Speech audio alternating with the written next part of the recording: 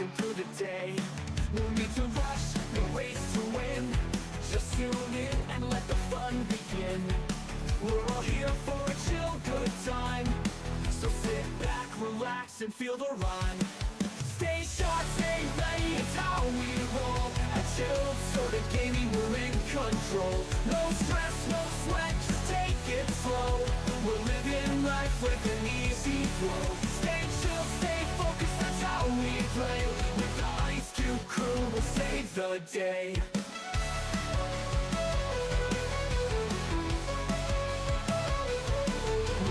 Stream, the excitement grows. In this gaming world, anything goes. From epic battles to stories untold. Together we journey, watch the magic unfold. Gather your friends, let the fun ignite. Gaming with the crew, we're set for the night. We're here for the laughs, the thrills and the play. At Chilled Soda Gaming, we're grinding our way. Stay sharp, stay ready, it's how we roll. At Chilled Soda Gaming, we're Yeah, I'm late. no stress, no sweat, just take it slow. Got on as soon as I could. Welcome in, Born to Grind. Good to see you. It's hot. I'm not even in the stream room. That's why I was so late. I had to bring and set everything up inside because the stream room was just undoable. No boss to dread. We learn, we adapt, we find our groove. At Chilled Soda Gaming, we're always on the move. From pixels to polygons, retros and new, we're always leveling up with the Ice Cube crew. Through dungeons deep or skies up high, Darn. we play with style, no need to try. Stay sharp, stay ready, it's how we roll. At Chilled Soda Gaming, we're in control. No stress, no sweat, just take it slow. We're living life with an easy flow. Stay chill, stay focused, that's how we play. With the Ice Cube crew, we'll save the day. Level up our skills, we're on a quest. With every challenge, we rise to the test. Through trials and triumphs, we reach new yeah. heights. At Chilled I don't even know what it is inside, but it's too hot. And we've got one working AC for the whole house, and it's like struggling. Ours gave out. The one in the room hadn't worked in over a year in the stream room. So I just had to bring it in. Here we go. Hey, what's up everybody? Welcome back to Chilled Soda Gaming. I'm your boy Jacob. You can call me Jake, Chilled Soda, whichever, it's all good. Tonight we're going to be dabbing back into Genshin Impact. It's been a minute. Let's see, that doesn't help much. Welcome back in now. 65 ground wins. That's awesome, man. Good stuff. Hey.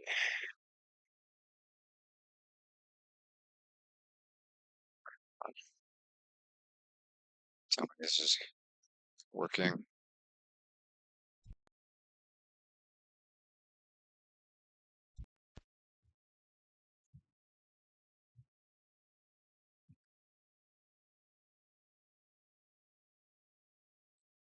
Right?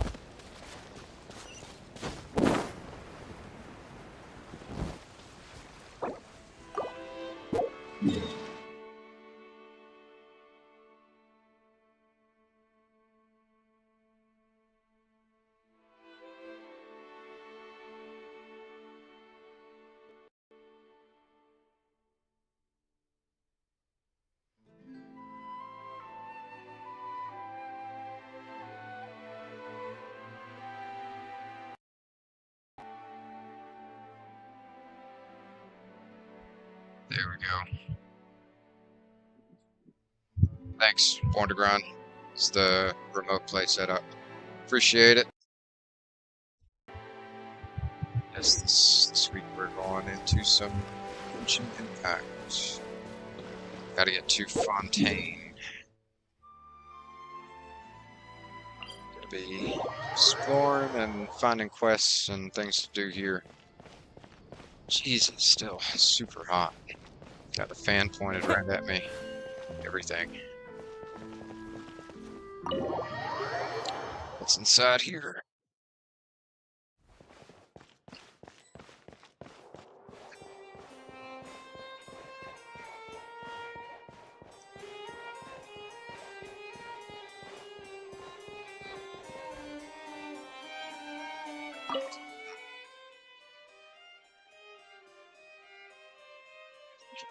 Hello there, if you're lost, please turn back. Some of the rooms here are restricted access only. Put it on auto. What rooms are there in here? No, I gotta move camera. Oh.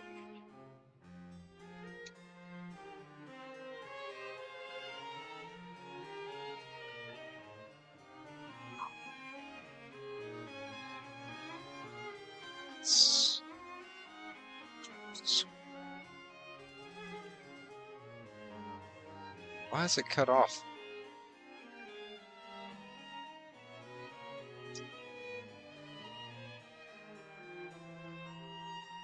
There we go.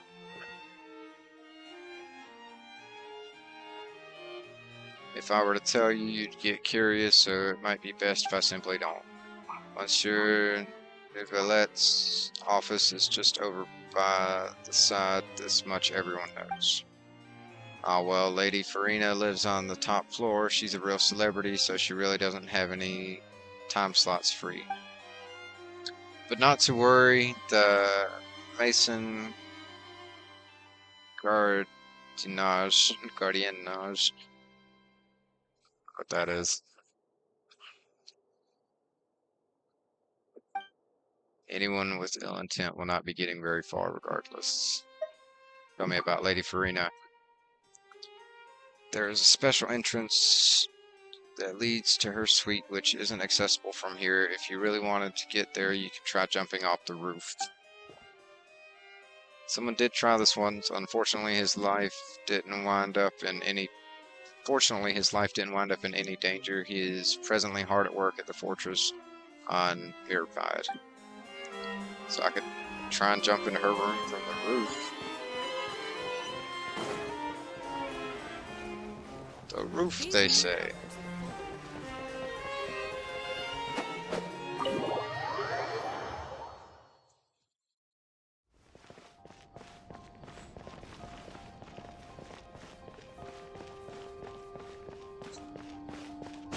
Let's climb then. 17 crown wins. Then you had 40, you think, and then today 65. Dude, that is awesome. Grinding away.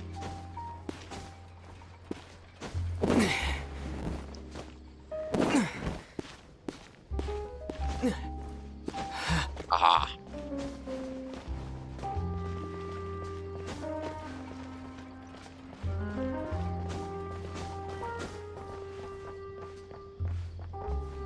Goal is to reach 100. You'll get there. You got this, dude. Let's fly.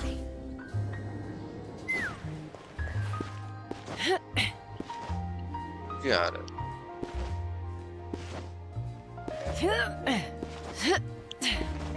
My goal is to reach that room they were talking about.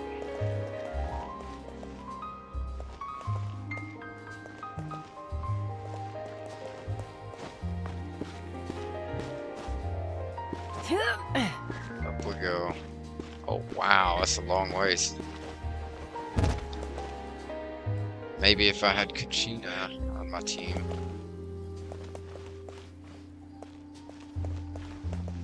Maybe she can get across there.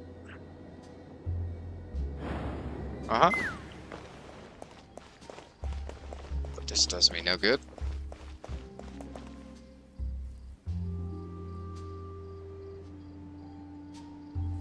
Let's see.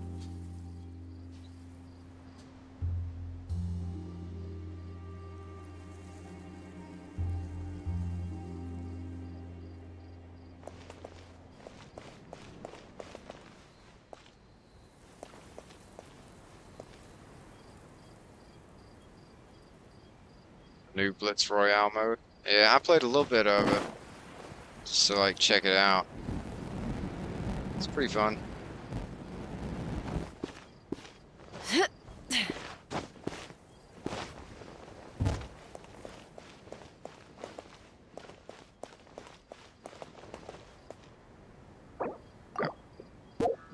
Forget how the map works here. Have like no quests.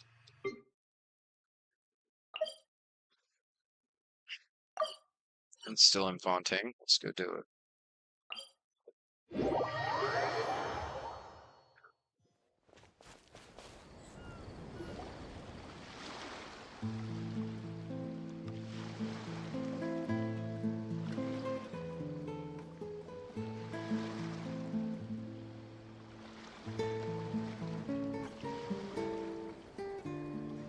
The thieves who were beaten so badly they couldn't spare even a thought for the treasures fled on their boat. There they go, huh? Guess they weren't acting after all. But was this treasure they were talking about? Dark Lord this, Dark Lord's keep that? No way any of that's real. Why don't we have a look at the treasure? But we don't know where this stuff came from. Paimon's expressing disinterest in treasure? Say it isn't so. Paimon's just worried that what if, well, just in case. Hey, welcome in, Patricia. What if just in case there's some kind of evil Dark Lordy trap in it? Welcome in, how are you? Guess there's no dissuading you, but please be careful, okay? And as it so happens, there were no traps in the container of the evil Dark Lordy variety or otherwise. But there was no valuable treasure within either. Within was naught but heavy shards of shattered stone. Paimon knew they were just a bunch of frauds. There's no treasure at all. Or is this shabby excuse for a statue some kind of priceless artifact?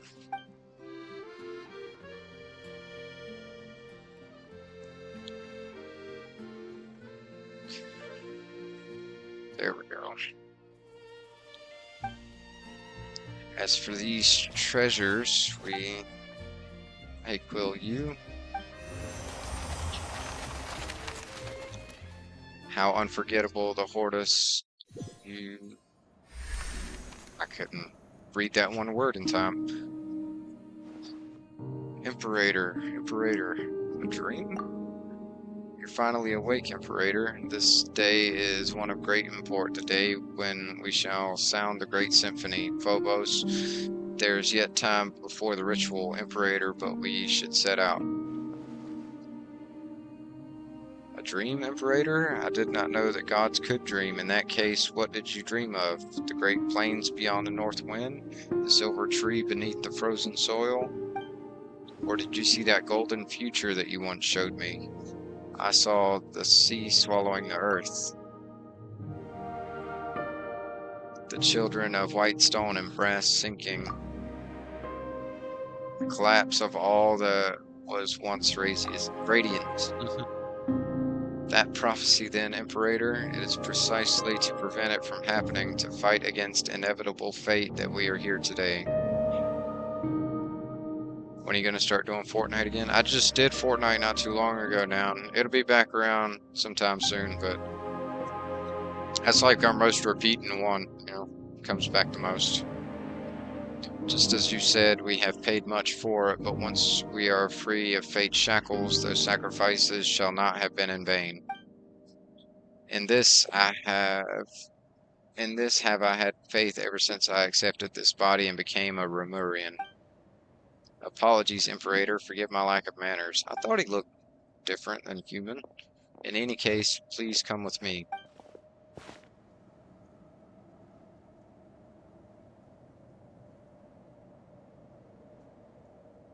Ah, gotcha now.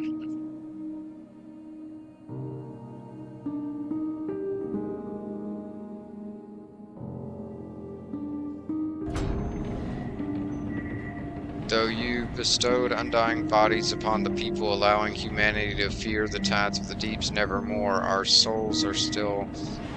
I couldn't read it in time. The burden of fate is not something mortal souls can bear, but Phobos shall weave the path of fate on our behalf, leading us forward. The melody of the symphony will flow through the waterways to the high sea, and soon Remuria. No, all of humanity will be freed from the unconscionable tyranny of fate, and welcome an eternal... And then one day, the people will no longer need the guidance of Phobos, and all will be able to play their own symphony.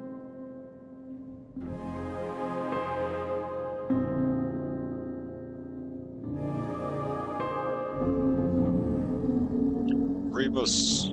Remus. Remus, you once said that you would create a future free from the shackles of divine destiny. Yet your realm now lies violently shattered, and the chasm you tried to bridge has grown deeper still. The immortal race you created and the people of the waters are slaughtering one another. And now this so-called eternal city too faces imminent collapse. You cannot control your own creation. The symphony has brought neither justice nor happiness, but instead has become the source of all sin. Though their flesh and blood have been sundered from water and soil, the lost souls guide them upon the path of inevitable death nonetheless. The curse of Fortuna is upon your people and upon you. Do you still remember our promise? That is our last resort, as long as the symphony is played. Is this the only way you usurper lords of humanity know to atone after bringing these things to ruination? Still, your resolve at least does not shame your kingly crown. And as a promise was made, indeed, therefore allow me to bear witness to your end. O king, cursed by fate, drown thyself in song, wine, and feast. Well, please wake up. I just now had a vision. Well, you scared me to death, Quill. You suddenly just completely stopped moving and started staring at the statue like you were a statue yourself. Paimon thought you had been turned to stone by the Dark Lord's evil curse. I think I had a strange dream. There isn't really a curse, is there? Well, are you okay? I'm fine. Sorry for making you worry. As long as you're not hurt, yeah, we should definitely go to Petrichor first.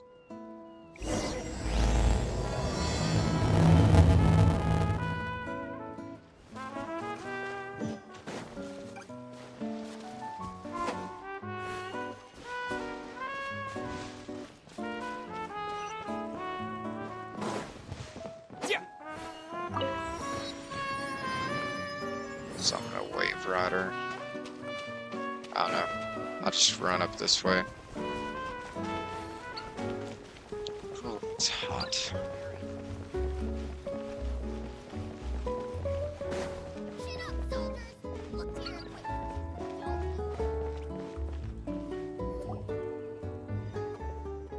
Welcome, travelers, O traversers of dreamscapes. I am the bell ringer at the intersection clock tower, the guide that welcomes travelers to the eternal city.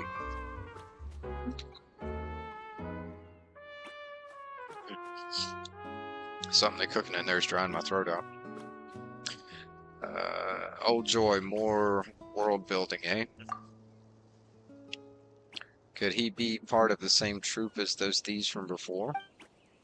I'm leaving that aside for now. All the townspeople we ran into on the way over were acting really weird. Do you know what that's about? Why, everyone has gone to Machimos already. Imagine that they now dwell under the protection of the Sebastos. Wow, so in addition to the Dark Lord Remus, now we've got a Sebastos. This is getting more complicated by the minute. Dark Lord Remus, it would appear that in your journey you have crossed paths with those uncouth barbarians. That is indeed a blasphemous title with which they besmirch the Savus Remus, our mighty Imperator. Oh, so they're both the same Remus. They're the same person after all. But it is of no consequence. Sebastos may not be defined by the narrow notions of a tribal mob. Those despicable insects may speak slander as they wish, but the wise, inspired by his noblest ideals, will yet come forth in their droves. When the bell of eternity tolls, all that has ever come to pass shall be erased, and all will be reborn, regardless of who they are, where they are from. Be grateful and rejoice. Praise be. What should we do? This person sure seems lucid, but the stuff he's spouting is all kinds of whack. Think we got a sleepwalker here? Maybe he's dreaming? Do you name me a dreamer? Symptoms match. Who knows? We could be the ones dreaming. No way, that's impossible. At least, we probably aren't. Dreaming, certainly. Oh, he passed the heck out.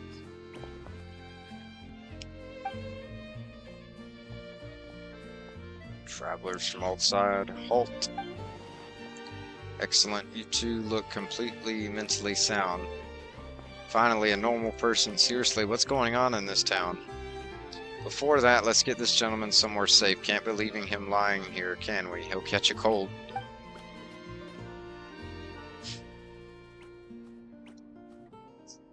Risk of catching a cold may not be the most important thing right now. You still work together with the normal person to move the incoherently rambling bell ringer onto a nearby bench. Anyway, allow me to reintroduce myself. Call me Esti. A couple of months ago, I had a full-time ramen. Double spice. Cool now. I'm a member of the town's Daydream Club. I'm the only member present right now, though. Paimon's Paimon, and he's Quill. We're passing adventurers. Adventurers, you say? You're not here to look for that castle or whatever, are you? Wait, you introduced yourself as Esti. We've heard that name before. It was you who brought the bandits into the Dark Lord's castle, was it not? What? So you've also... No, we're wide awake, trust us. We just don't get why everyone's saying all sorts of crazy things. Tell Esti about how you met and drove the bandits who saw the shattered stones as treasure away outside town. Oh, them. Where to begin? The legend of the fated castle has never been a secret. Adventurers just like them come looking for it every once in a while. And whether it's because the impression the name Golden Troop conjures up is nothing more than poetic imagery, or because the castle was built millennia ago, it's more likely than not nothing of value remains there now. But would they ever listen? Of course not. No sooner had I brought them over to the ruins in the mountains than they began destroying statues and stuffing them into boxes like people possessed. I could not stop them alone, so I went back to town to get help. I never imagined I'd find nothing but dazed stares and mad ramblings all around. It's like everyone had fallen under some hypnotic spell.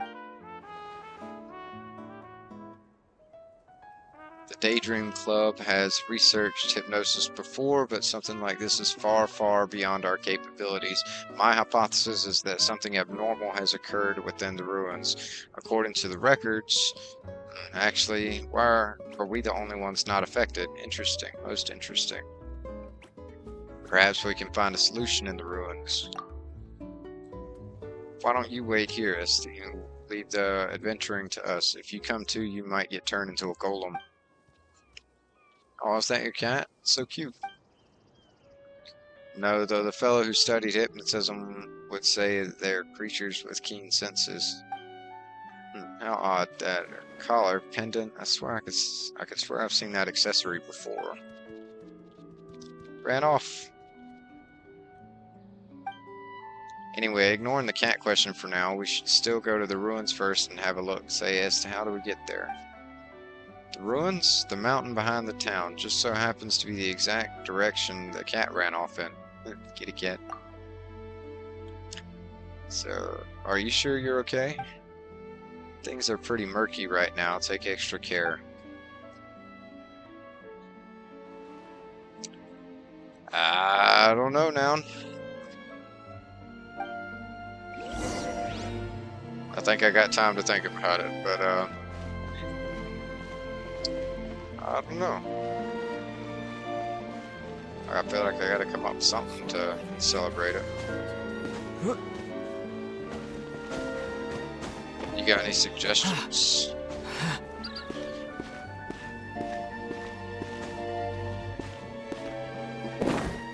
Keeping in mind that they're like just loose suggestions, nothing committal. Alright.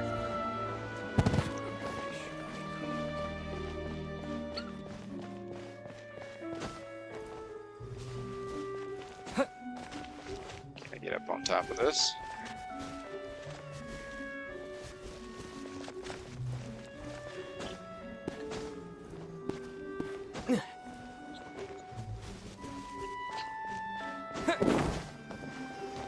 Ah, here's one.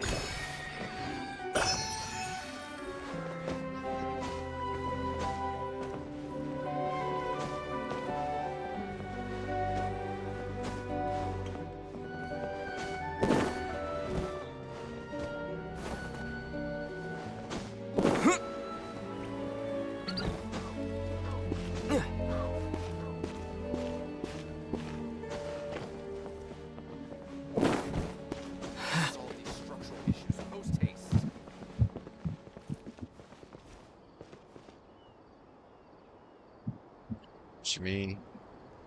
Noun. There's something inside that bell tower. Up there.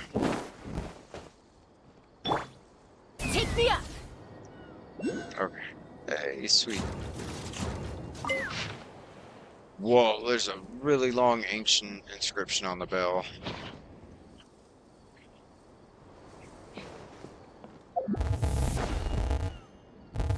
Yeah!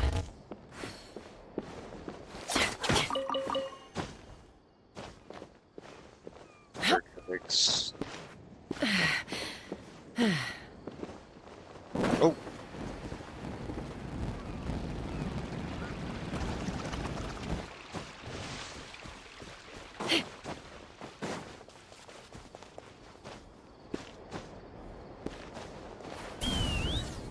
There we go. Hydroculus.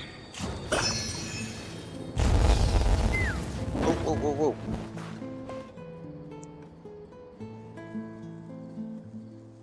Okay. Yeah. It's pretty straightforward.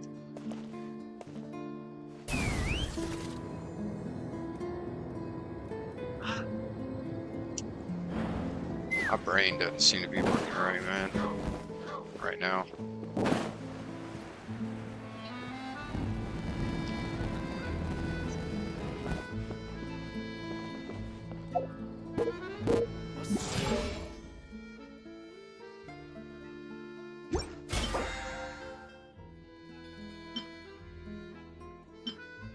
Adventure rewards. Alright. Log in, claim.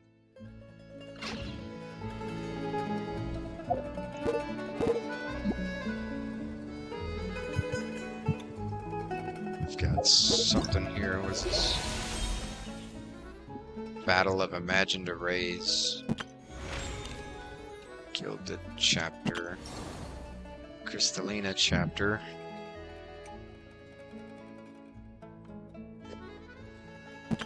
Hello! Test run for her. May as well do her test run.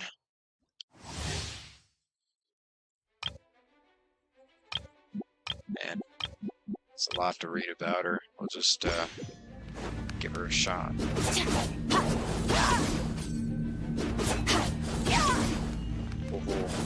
Like Slash. Fearless. Oh.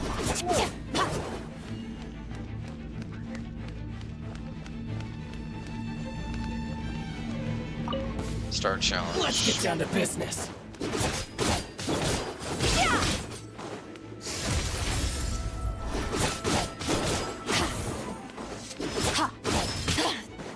Seven. Music's so chill in this game, right? I love Genshin's music. Finally, to the ferry. What's one more?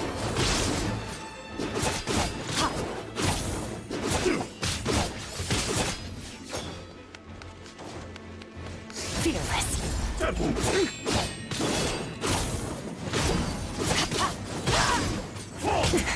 That's more like it.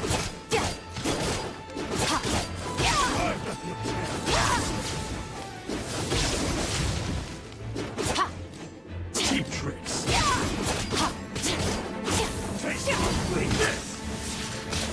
Oh. The stars fade to black. Flavor. Fall before me. You win. An inspired melange. Take him out.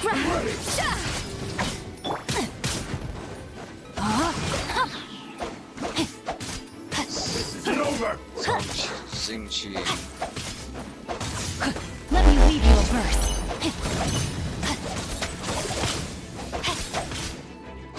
Take him out.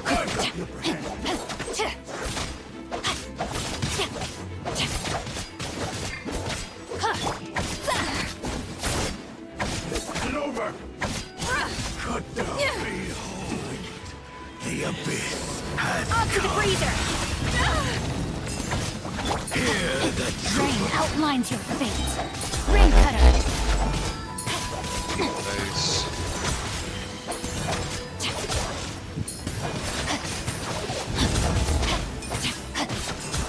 the power of revelation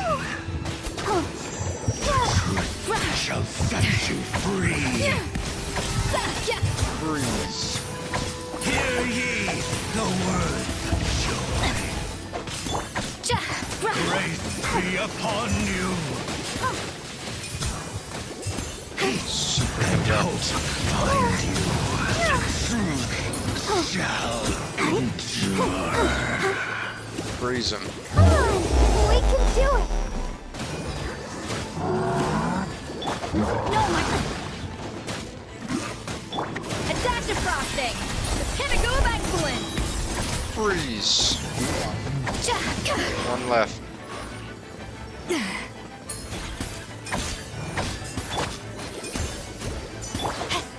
Witness the power of Gua. Take him out. Challenge complete. Other trial stages. Huh, I haven't done hers yet.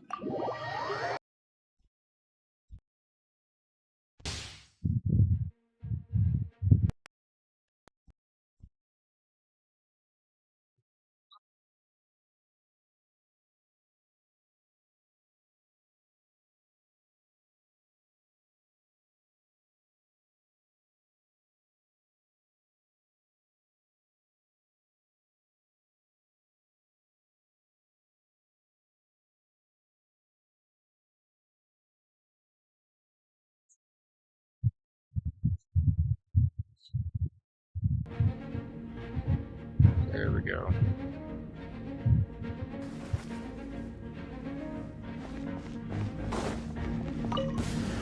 Let's get down to business. Cryo incarnate. There's more. Permanent of the deep. Enhanced animal module 75. To the ferry. Yeah. You can. Embrace the ice. So. Yeah.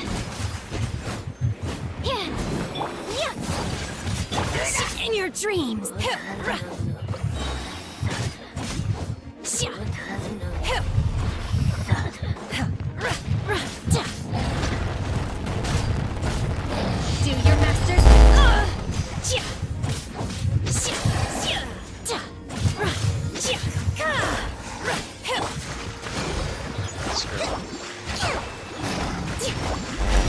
Bring refuge!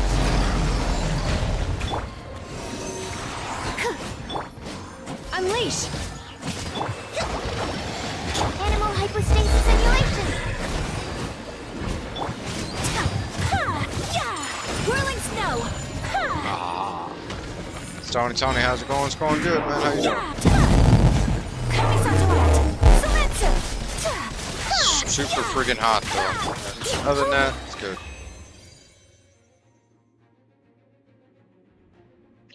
Other stages, like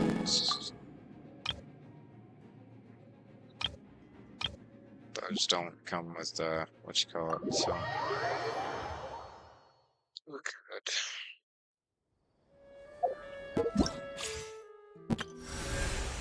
A space and time for you.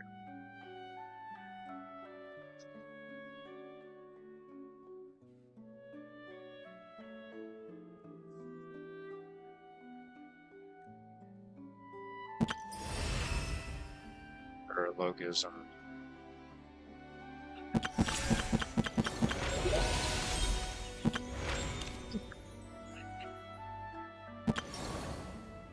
Sneeze.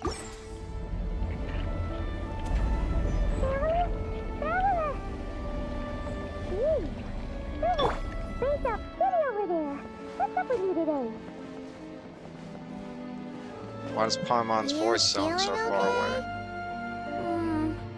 We've been traveling all over lately, so maybe you've come down with something. That's it. We're getting Baiju to check you over. Ubu Pharmacy. That way, huh? Excited for 5.8. Awesome. Big changes coming, I'm assuming then.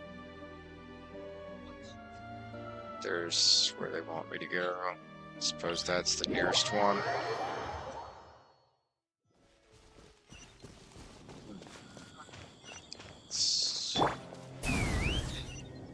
Let's go.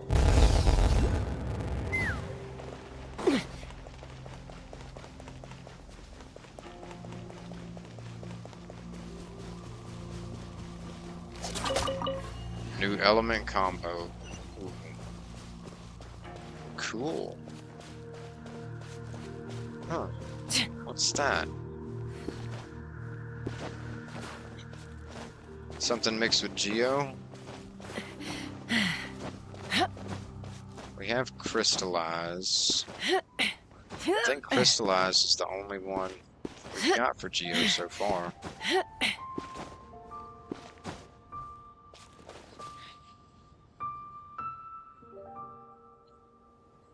Let it fill up a little more.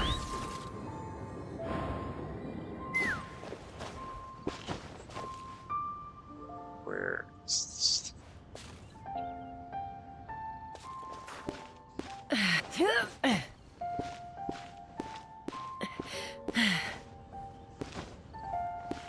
That's awesome. New element combo.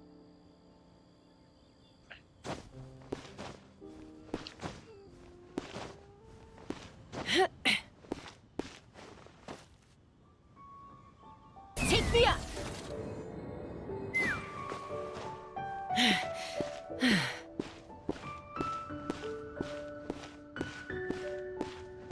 Uh-oh.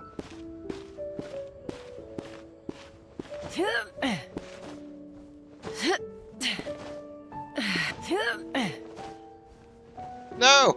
I'm dead. Mama! Bird.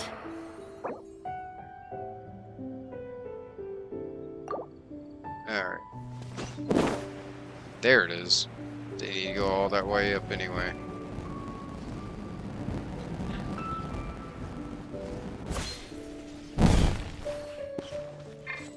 Plus, if I'm gonna be climbing like that, I should really have Kashina on the team.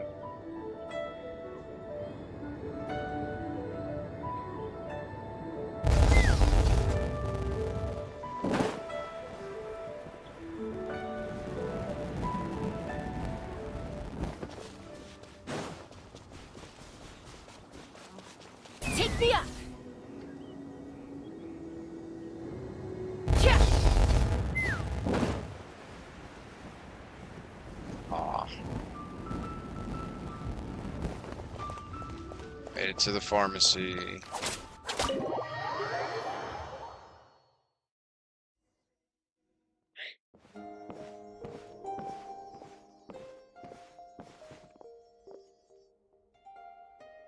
What do you think, Border Brown? I should just cut my Paimon, camera welcome. off. It ain't What no can I good do for you? right now. This is the only place I got to set It's this the thing. Traveler. He looks absolutely beat these days. He has these huge dark circles around his eyes, like he hasn't slept a wink. And he keeps spacing out. You have to call his name several times before he snaps out of it. What do you think it is? Is he sick?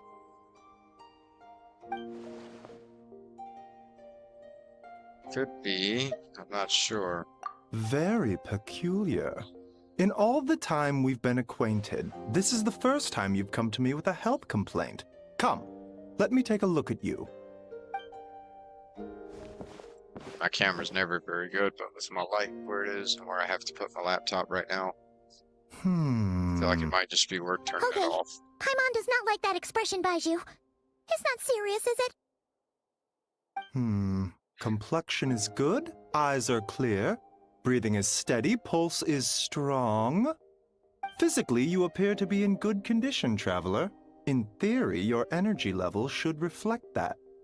You should be feeling right as rain. And yet, I do feel like something is off.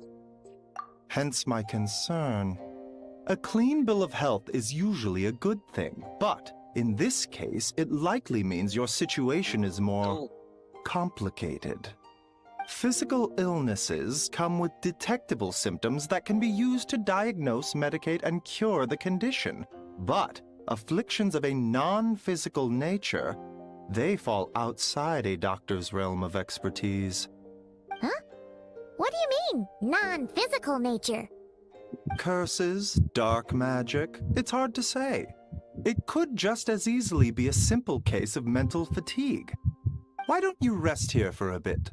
Whatever it is we're dealing with, clues to your condition are sure to reveal themselves in time. Once we know the root cause, we can administer the right treatment.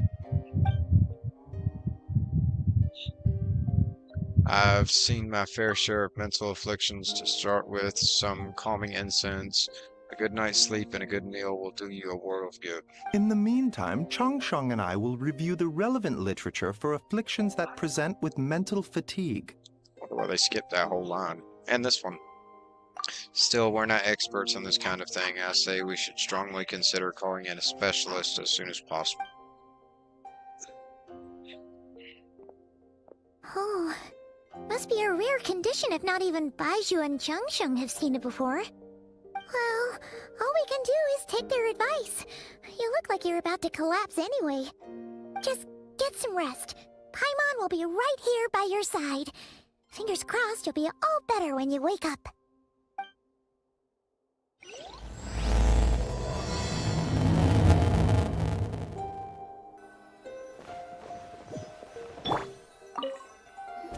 Rest.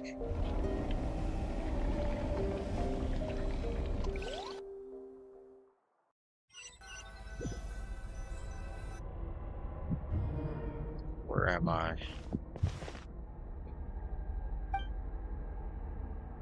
There's a thick fog covering my field of vision. This feels more real than a dream, but too chilling to be real life. My breath freezes in my throat before I can even exhale it. It feels like my soul's been wrenched from my body and thrust into this strange, unfamiliar space. Whichever direction I look in, there's no end in sight, and worse than that, I think there's something in the fog following me like a shadow. If this is a dream, how long till I wake up? And if it's not, then where in the world am I?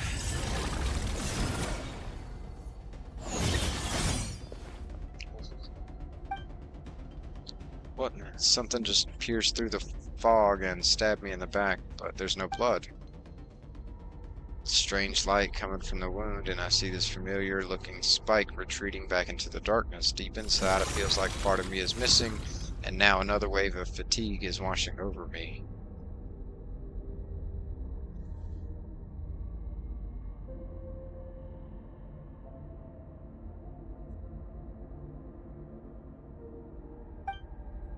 It said it was playing automatically. It took a minute.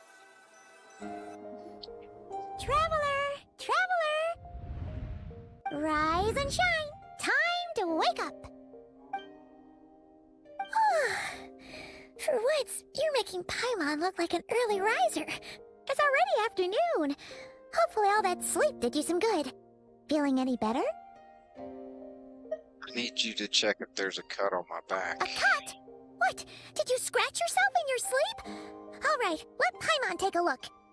That's hot. Nope, nothing there. Wait, did you have a nightmare? Okay, don't panic.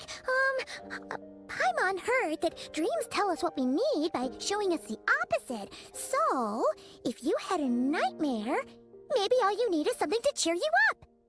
Come on, Paimon will treat you to something yummy.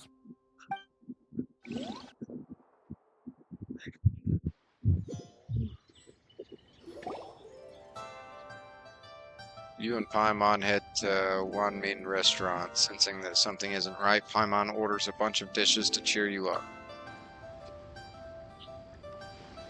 What? So, in this dream, you were trapped in a weird place with thick fog everywhere, and then a spike came out of nowhere and stabbed you in the back? Yep. Oh. Okay, well, that's a new one. Are you sure it was a dream? Because from the way you describe it, it sounds like you were really there. But then again, you woke up right where you went to bed. And you were definitely in a deep sleep this morning. I don't know what to make of it either. Then it's decided. Paimon will stay up and watch over you tonight. If anyone tries to mess with you, Paimon will beat him up. Or, wake you up first and then we can beat him up together.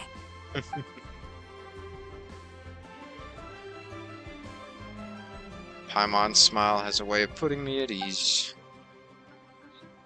But what I saw is still bothering me. That dream was so chilling and it almost feels like there's something watching me from some corner of the world even now. Something stabbed me in my dream, but when I woke up there was no wound. Still, if I focus on that area, I feel a vague aching, almost as if deep underneath the flesh something is... Something is missing? Yep. Did you just say something? You heard that too? The flesh remains whole, but the soul is incomplete. Left unresolved, the mind will wither away along with it. Ah! What the? Wait! Paimon remembers you! Your child's master! Oric? Right! What are you doing here? The last time we saw you was at the Primordial Sea in Fontaine, right? But then we left and never learned where you went after that. Child's been looking everywhere for you, by the way. What brings you to Wanmin Restaurant of all places? You came here looking for us? And were you the one behind that hocus pocus just now? Tell Focus, me, focus. what is it that you saw? Tight-lipped, huh? I suppose that's fair. Skirk. A mysterious figure of unknown provenance. She claims to be a disciple of Sertologi the Foul and the Master of Child. Ice cold and aloof, she shows interest only in beings of immense strength. After you and Nouvelette defeated the all-devouring narwhal, she suddenly appeared before you and sealed the ferocious beast away within a special space. You! I'll take a glass of wine. Hmm? Oh, of course! Coming right up. We make this one in-house. It's not too strong. Enjoy. Chef Mao, I'll take a grilled tigerfish over here. Coming right up. Ah, if I knew we'd be this busy, I wouldn't have approved Shenhe's vacation. At the end of the day, what happens to you is of little consequence to me. I'm not here to try and win you over. Trust me or not, the choice is yours. If you want my help, now's the time to speak up. You have until I finish my drink. What do you know about the I situation? was investigating an abyssal disturbance in the area and happened to notice you. Part of your soul is damaged, and the wound bears traces of abyssal corrosion. Need I say more? Neither of those things sound good.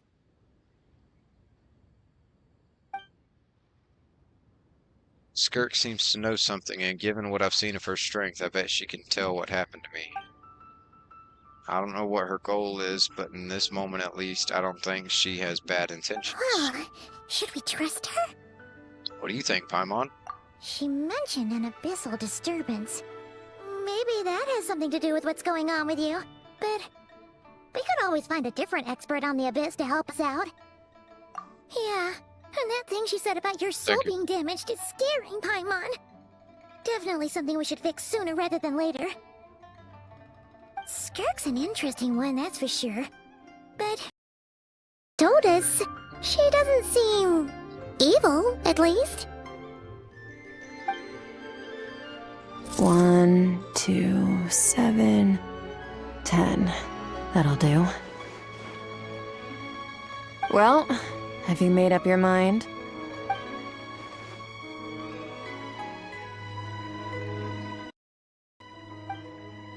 What I saw was a dark space shrouded in a dense fog that wouldn't disperse. Give her a brief description. So Dream. that's all we know, Miss Skirk. Ma'am, can you help us? So, you couldn't disperse the fog. I understand. Come find me in the Gwali Plains when you're done here. Oh, and I left cash for the drink on the table. Settle the bill for me, will you? Oh, okay. Huh? Mhm. She disappeared. You and Paimon quickly finish your meal and go to Wait, settle the hold bill. on. You overpaid. Here's your change. Oh, no, this includes the drink, so it should be the right amount. I didn't think you two ordered a drink. We didn't. It was that lady who came and sat with us, remember? You brought it out to her yourself. You don't remember this. You sure? I could have sworn there were only 2 of you at that table. What? What'd you put in their dish, Chef Mao? Some kind of hallucinogenic mushroom? You got them seeing things. Seeing things? Wait, so neither of you noticed her? Young lady? About this tall? Wearing a purple dress? She ordered a glass of wine! Oh, now you mention it, that vaguely rings a bell. And it looks like I did open the wine jar, so it must have just slipped my mind. In any case, that settles your bill. Come again soon. Chef Mao, check please. Coming! Okay, what was going on there? It's like they didn't remember Skirk being there at all. Even Paimon was half convinced we hallucinated the whole thing. But that Mora she left for us was definitely real. Oh, this whole situation is giving Paimon the creeps. But anyway, she told us to head to the Gwali Plains, right? Let's not keep her waiting. Okay. Gwali Plains. Plains.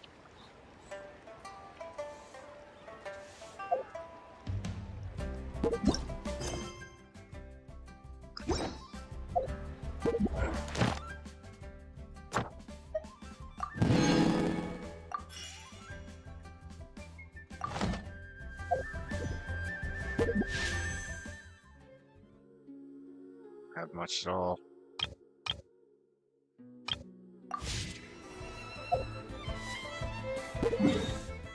We'll earn more. Ah, I see. There it is. It's about halfway. Shortcut it.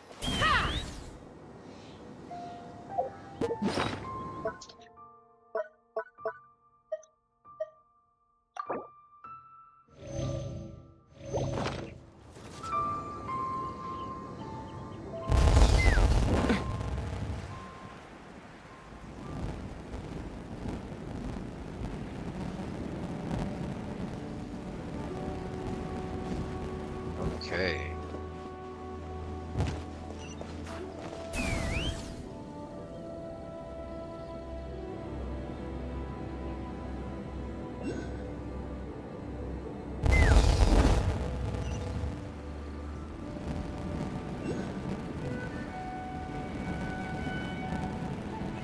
Oh.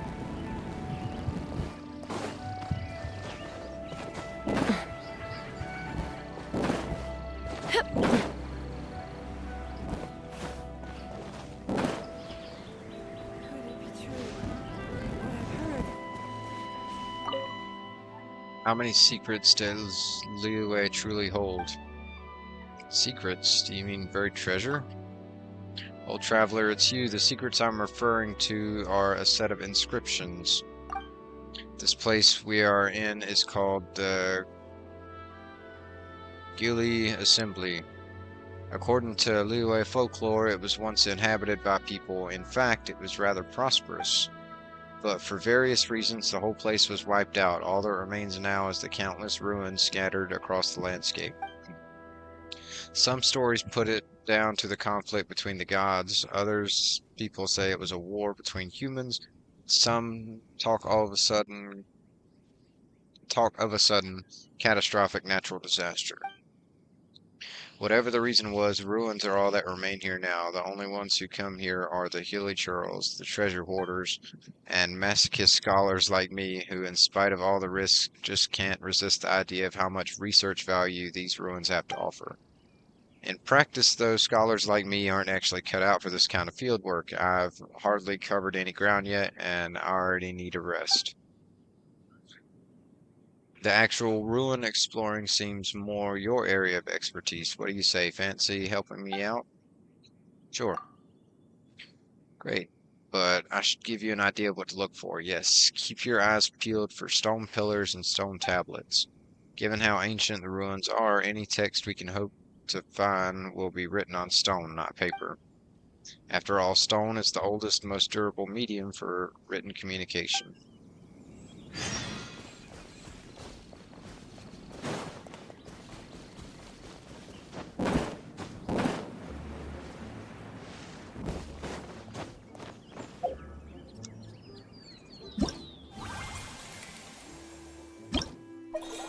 See.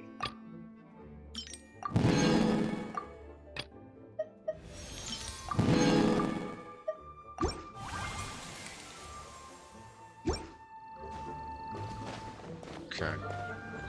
Let's fly.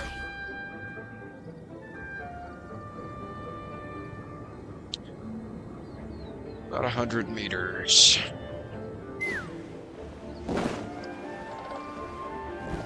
Right here.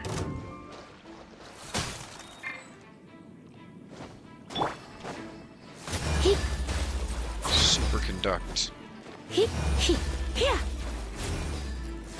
You're in for a little shock. You've been a naughty boy. Zap.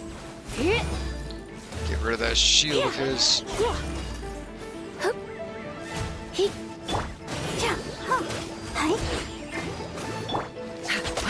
Take me up. Right.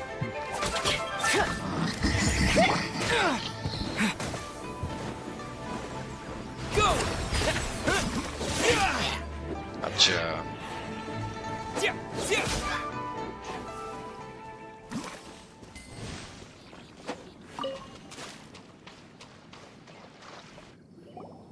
Cutscene.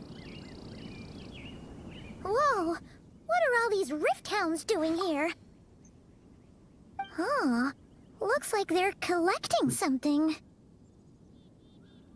Huh. Let's go check it out.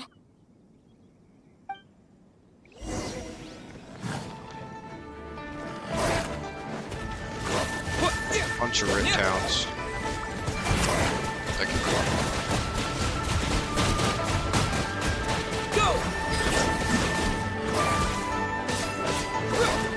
Come a little closer. You're in for a little shock. Going Oh, out damn. is tiring.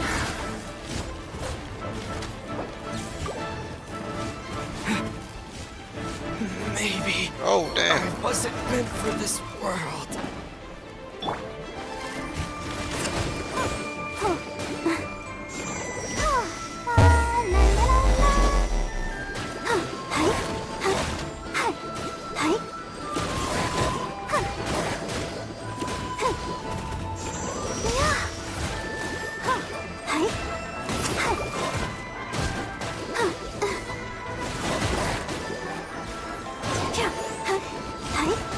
Heal.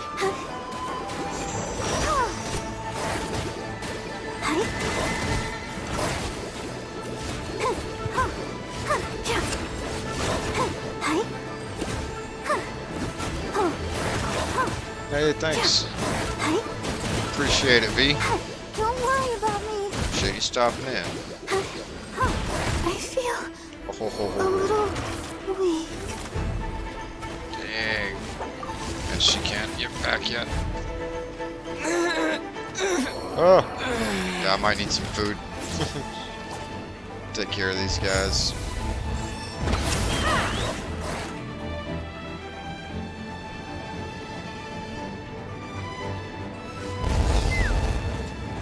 There's less of them now. Need a couple, right? Let's fly.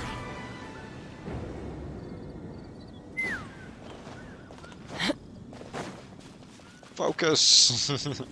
Thanks. Stop copying, please. Those things are strong.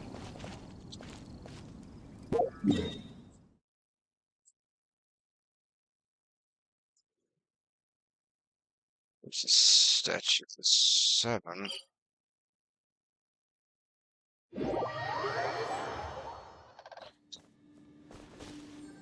Everybody's healed now. Take me up. Yeah, we're gonna focus.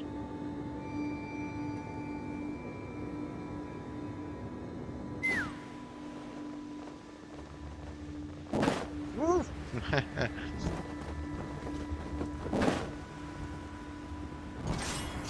Yeah.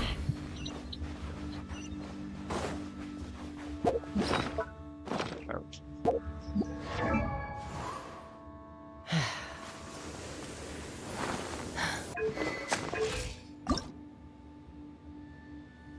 I'm missing stuff to Ascender, but she's ready. Let's fly. Giddy up.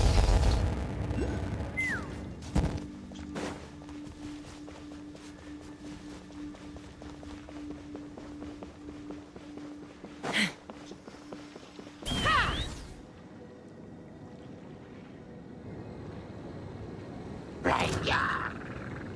Bye bye.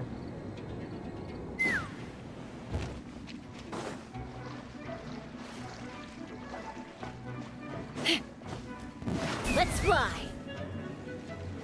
Yeah.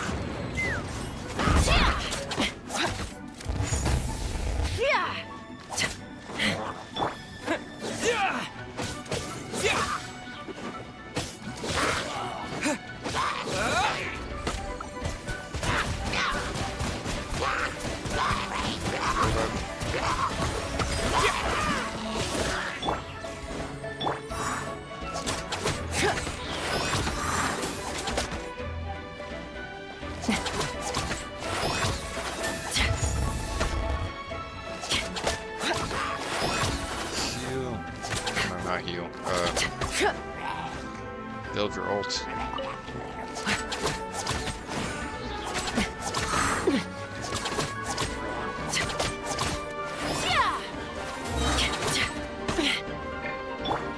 Let the show begin.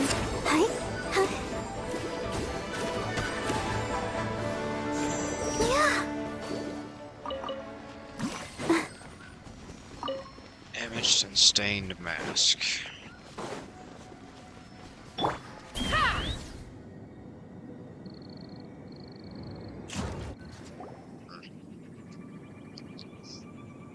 Whoa! What are all these Huh. Looks like they're collecting something. What? Okay. As they come back.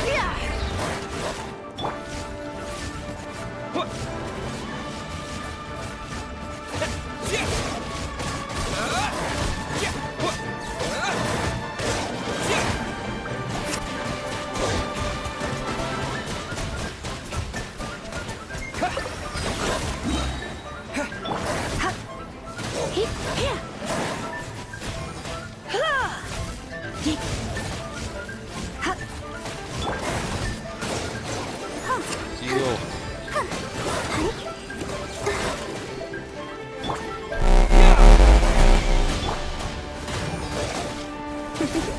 I'm a bit rusty.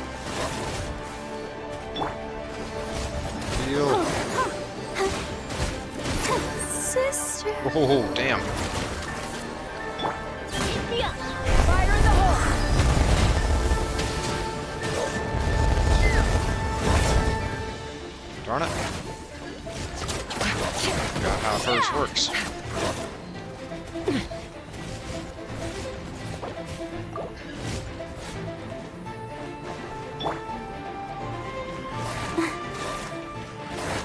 No, get your health back. Maybe I wasn't meant for this world. I feel No! a little weak. I screwed up Chaska's ultimate, and that cost me everything. I knew I should Yeah, I have should have ate food. stayed home. Couldn't Let out. consent.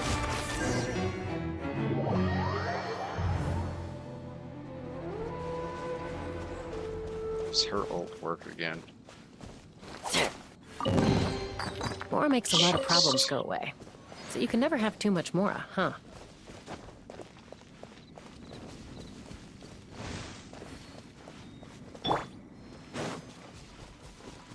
Let the show begin.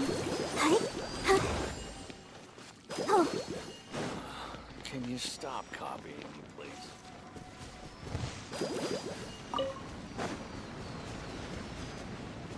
They're all really weak. It's not going to do me any good to fight in there. Now, let's go food. I could travel to a statue, but rather not.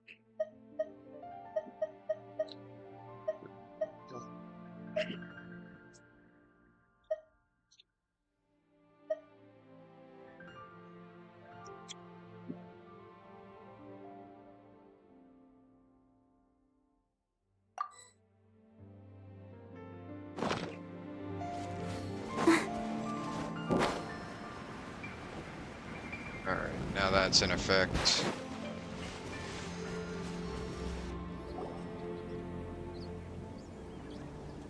whoa. Huh. Looks like they're collecting something.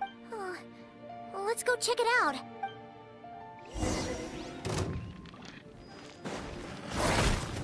I'll protect us. Hi.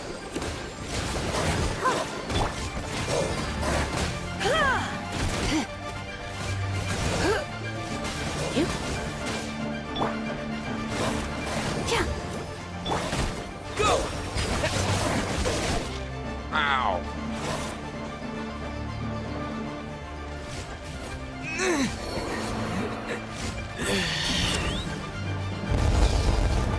Away.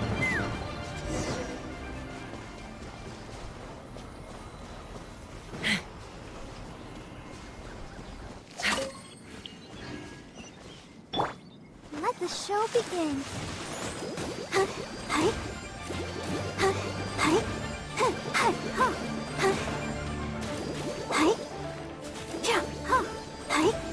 Heal. Hi. Yeah. Yeah. 3, 2, 1. I'll protect us.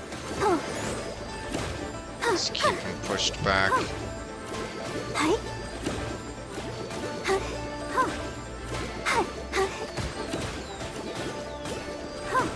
Since you've been playing, do more damage, focus on reactions with target players. I'm not sure anymore. Yeah, you're right. Appreciate that, V. I've been trying to do some of those. I think I might be a little under level or under equipped this current mission. But definitely mixing elements like that helps.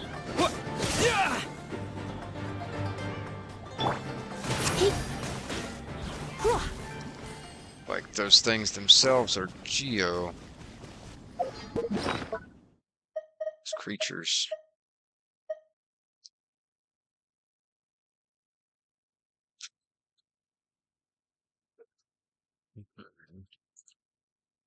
Do I have any for defense?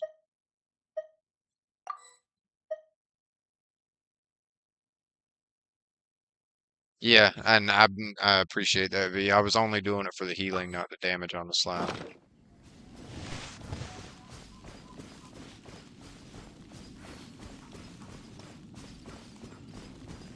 Darkness damage. And of course it starts it all over. Just leaving the area starts it over. Whoa. Huh. Looks like they're I didn't even collecting teleport or something. anything that time. What?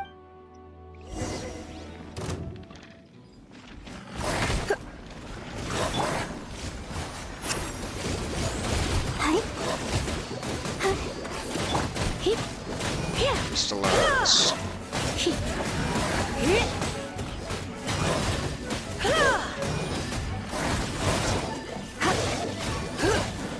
This'll do it. Just needed that food. At full health.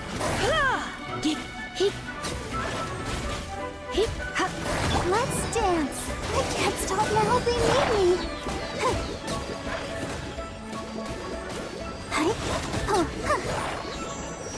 Ah, finally. So, this is what they were collecting. It looks kind of like... God remains? Yeah. What is going on here? From the moment they are born, all beings with great power have an impact on this world. Even if their body is sundered and their soul extinguished. Food is awesome. It their really is. influence remains. That made a huge difference. Gods are the most common example of that. The remnants of gods who fell thousands of years ago remain buried deep within the earth, carrying within them a warped will and a dark curse. Together, these remnants form what you call God remains. And it appears Sadly, I that some can't of those stay on the sealed slab here were much. dug up Currently and past removed. midnight. There are Get traces stronger a left, bit. but they're fading fast. Hey, thanks, What are V. you doing? Have a great night. Nothing. Just wanted to make sure you were, real? She's definitely not a ghost traveler. Paimon poked Yep. her, and Have a she's great solid. night. After you left the restaurant, the other diners acted like you were never there. Your life hangs in the Thanks, balance, you got and it. that's what you're fixated on? Strange set of priorities. It was just a trick to avoid being perceived. If someone notices me, those memories are erased. Simple as that. Unlike you, I have no desire to establish a connection with the world. The weak and the lowly have no right to remember me. They're Dang. lucky they only have a few missing memories to show for it. Now, can we please get back on track? Okay. Where were we? Right. The god remains. So, basically, there's now less of them here than there used to be, right? Isn't that a good thing? No. In our experience, god remains are 100% bad news. A lot of terrible things have happened because of them. Maybe it's a good thing by human standards, but power doesn't come from nothing, and it doesn't just disappear for no reason. The remains aren't just gone. They were taken. Like part of my soul was taken? Very clever, traveler. You aren't the only one who had something taken from you. There are victims like you everywhere. The only difference being, you can speak, and the remains cannot. So it went unnoticed. Something similar happened in Sumeru. Within the span of one night, countless consecrated beasts were slaughtered, and a large amount of the god remains buried in the desert went missing. Of course, god remains are just one of the targets. The culprit is chipping away at sources of power all over this world, including the Stella Fortuna above. Wait, you mean... the stars? Mm-hmm. 42 of them have died out in the past few months alone. In Conria, people believed that powerful individuals have corresponding Stella Fortuna. Even should that individual fall, their Stella Fortuna would not disappear, but gradually evolve into a new constellation. Yet now, stars are disappearing from the skies entirely, and it's not hard to deduce what's happening to the power they contain. Something has been leeching power from this world like a parasite steals nutrients from a host. And now, it's no longer satisfied with the remains of the dead. It wants you. This time, it only took a fragment of your soul. But next time, there's no telling how far it could go. But why me? No one knows. All I know for certain is this. Getting back what you lost will not be easy. Considering how much power this entity has stolen, it must be a god-level being by now at least. But that's not the real concern. Souls are fragile things, and yours could easily be crushed if you go up against it. So you're gonna help us, right? We're going to help each other. You are my ticket to uncovering this thing's true identity. Well, great! You seem super strong, and you know a lot about the Abyss, so Paimon will take it. Thank you. Don't get all mushy on me. All I'm doing is helping you get back to normal after a sudden crisis. And I should warn you, getting mixed up with me can have unforeseen consequences. We're on very different journeys. You don't want to be in my debt, trust me. You help me uncover the truth behind this entity, and I'll help you recover what you lost. This is a transaction, that's all. You would do well to remember that. Now, come along. Yeesh! You'd think she'd be a little friendlier since she's agreed to help us. But nope, she's just like when we met her in the Primordial Sea. So cold. Well, whatever. If that's how it's gonna be, then she doesn't deserve our friendship. What she does deserve is a super embarrassing nickname. Ah! Paimon's got it! Frosty the Lavender Melon! Serves that ice queen right! Anyway, the important thing is that we get that piece of your soul back. So, let's follow her and see what sort of plan she's got. What's up with the melon part?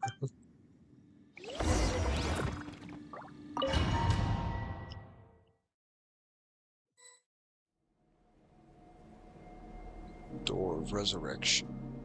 Unlocked. Whoa! This place is way bigger than Paimon expected. Where are we? This is where I live. I suppose it's the closest thing I have to a home here. It is. I brought you here because time flows differently in this place. I don't know how much Ajax has told you, but when he fell into this space, I mentored him for 3 months. In that time, only 3 days passed in the outside world. Ajax? Oh, right! That's Child's real name! Yeah, Paimon remembers him mentioning something like that. So, a month here is equivalent to 1 day in the outside world? That should mean we're safe from that power-hungry soul snatcher for now, right? Yes, well, I didn't bring you here just to show you around. In the outside world, the Traveler could be attacked at any moment. But coming here has bought us quite a bit of time. Now, we just need to figure out how to investigate that place you saw. The one full of fog. Both your description and the abyssal disturbance I felt point to that space having some connection to the Abyss. It could even be a domain similar to this one. The thief who stole that fragment of your soul is hiding there. But the Abyss is a chaotic and turbulent place. If we want to pinpoint their location, we need to see what that space looks like without the fog. Abyssal power can grant a special form of sight. Have you ever wielded abyssal power before? Nope. Okay. Do you plan to learn? I'm kind of at odds with the Abyss. That tracks. All the information you have suggests the Abyss is something sinister, and that abyssal power is a wild and dangerous force that always spells disaster. Is And that you're saying incorrect? that's not true? Depends on your perspective. Floods and hurricanes take countless lives too. But if one day you gain the power to control them, what was once a calamity is now just another tool in your arsenal. I'll respect your opinion, though. Just means we have to turn to the second best option. What's that? A little abyss crystal that contains my power.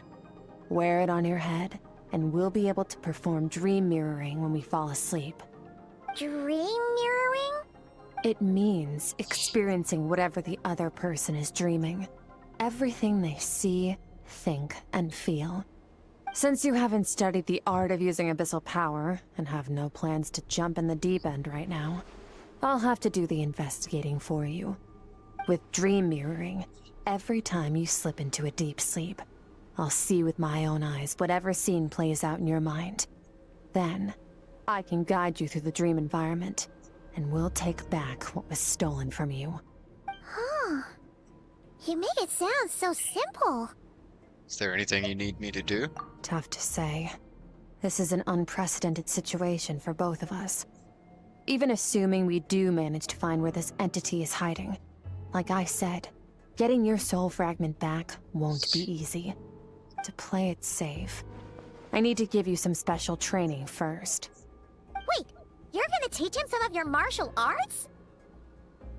Does that mean the next time we see Child, we have to treat him like our senior? Do as you want. For my part, I don't see you as my disciples. You're already a pretty good fighter. All I'm planning to do is build on your current skills, and train you for the specific scenarios that I think we might face. But that's enough talk. If you're ready to do this, then come with me.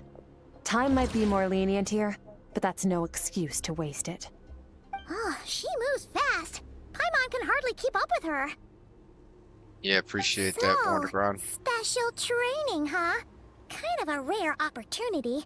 With your skills, there's not a lot of people qualified to train you. The last time something like this happened was probably anti-Raiden Shogun training, right?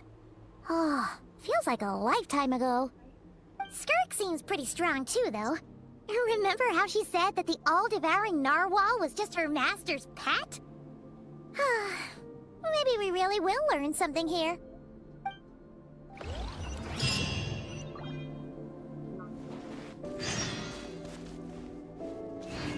In the first round of special training.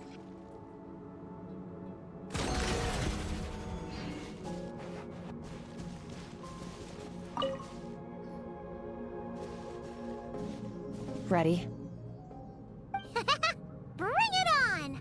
Your training will be split into 3 stages. Testing your blade work, elemental abilities, and reasoning skills. We'll start with blade work. You're no rookie in this area, so I won't bore you with the basics. During your long journey, you've no doubt sparred with a lot of talented sword fighters.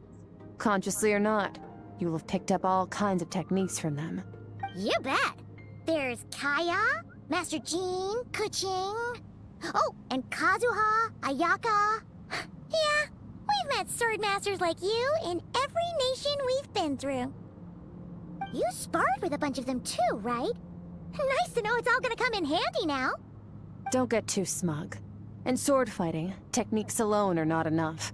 You need a cohesive system to bring it all together. A style or school of fighting. To use the human body as an analogy, your style is your skeleton, the foundation, the framework. Techniques are the muscles and other flesh attached to the bones. This is where your strength comes from. Improving your sword fighting is like growing that body. If your frame got bigger and taller, but you didn't add any muscle mass, you'd be weak and flimsy. Then again, if you packed on pounds of flesh without a big enough frame to support it, you'd end up bloated and unwieldy. Understood, I You guess. need to do some introspection. Take a good, hard look at your past experiences, and figure out which parts of what you've learned are just techniques, and which parts can be used to form your own system of blade work.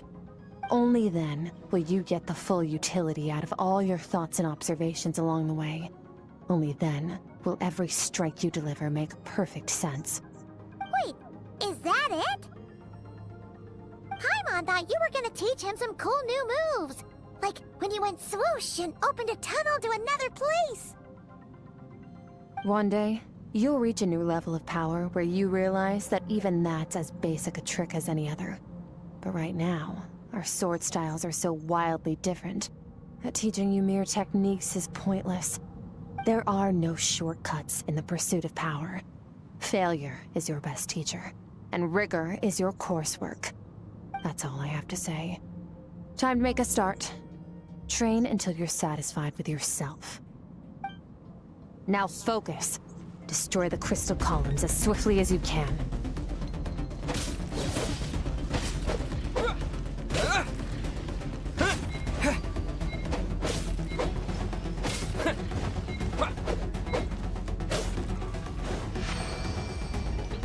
training complete.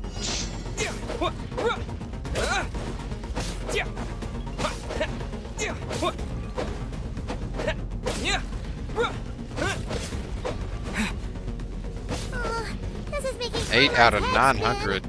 Hang in there, traveler!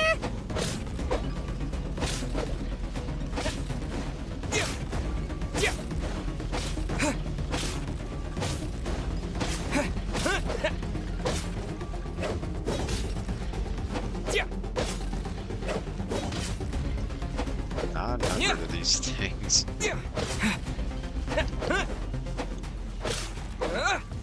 So, as training progresses, your strength improves. 893 out of 900. Okay, it jumped way up there for me. Good. One more.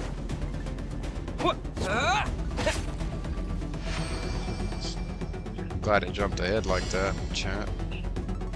Destroy them all quickly.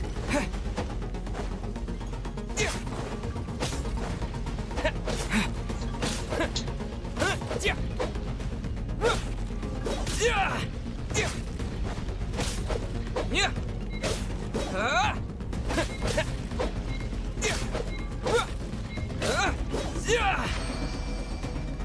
Stay calm. Use your head. You have to keep it together.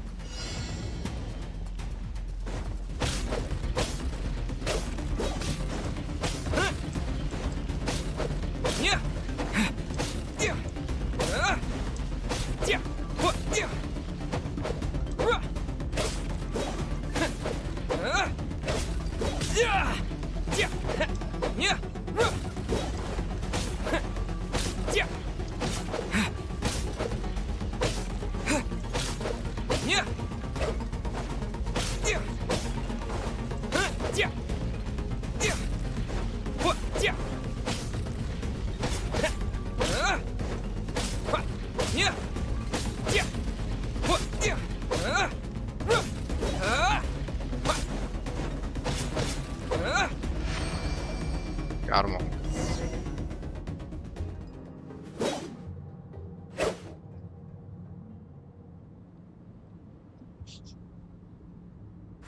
Amazing, this is transforming my whole view of sword work. I'm using the same techniques as ever, but now they're having different effects.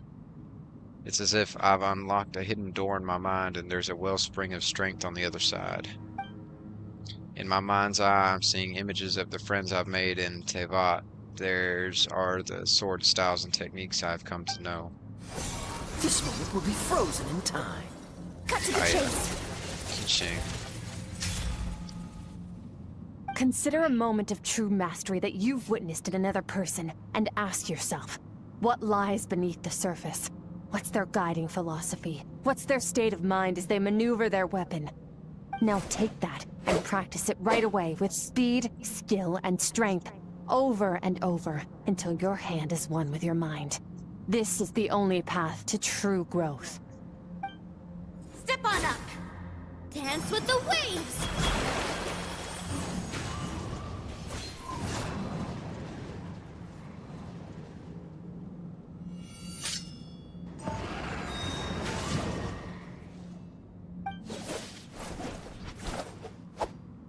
My sword style, my journey.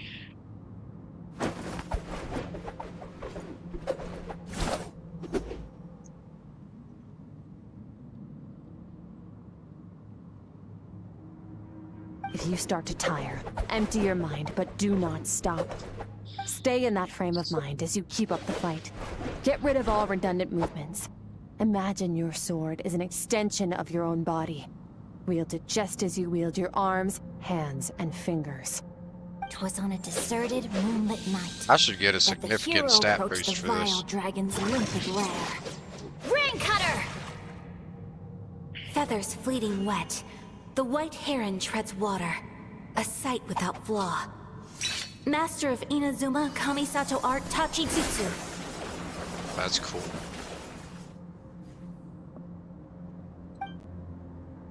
With each slash of my blade, I feel my strength increasing. I don't know if my weapon can contain all this power. I'm in the zone, limitless power surging through me.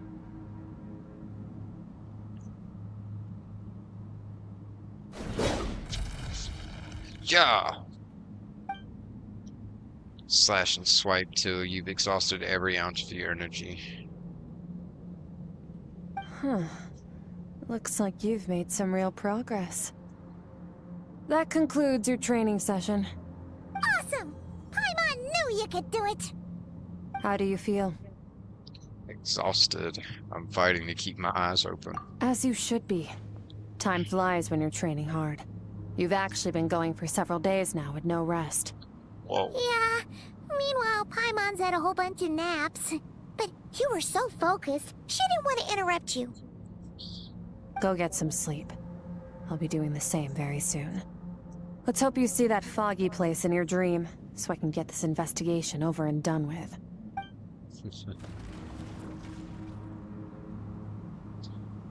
Alright. Go to the makeshift camp and rest. Out.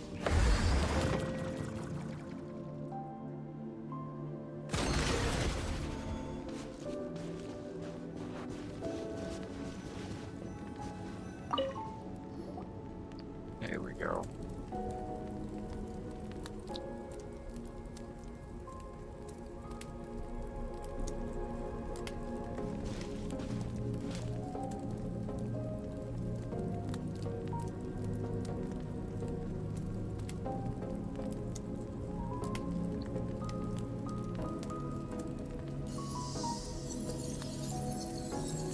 That's cool.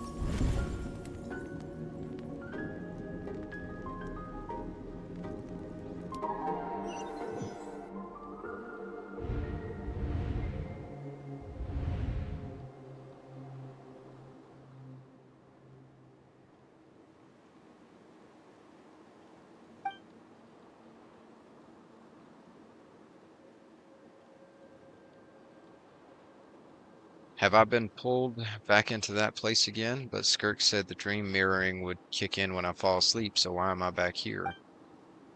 No, on closer inspection, this isn't the same dream as last time. It's dark and gloomy, but there isn't that chilling fog that made my hair stand on end. Hold on, if dream mirroring is a two-way process, maybe I'm seeing her mind while she's exploring mine. If this is her inner world, it's pretty bleak. I can occasionally make out the sound of a flowing stream, but other than that, it's so empty. What's that? What a strange looking creature. Where did it come from? I think it wants me to follow it. Might as well see where it leads.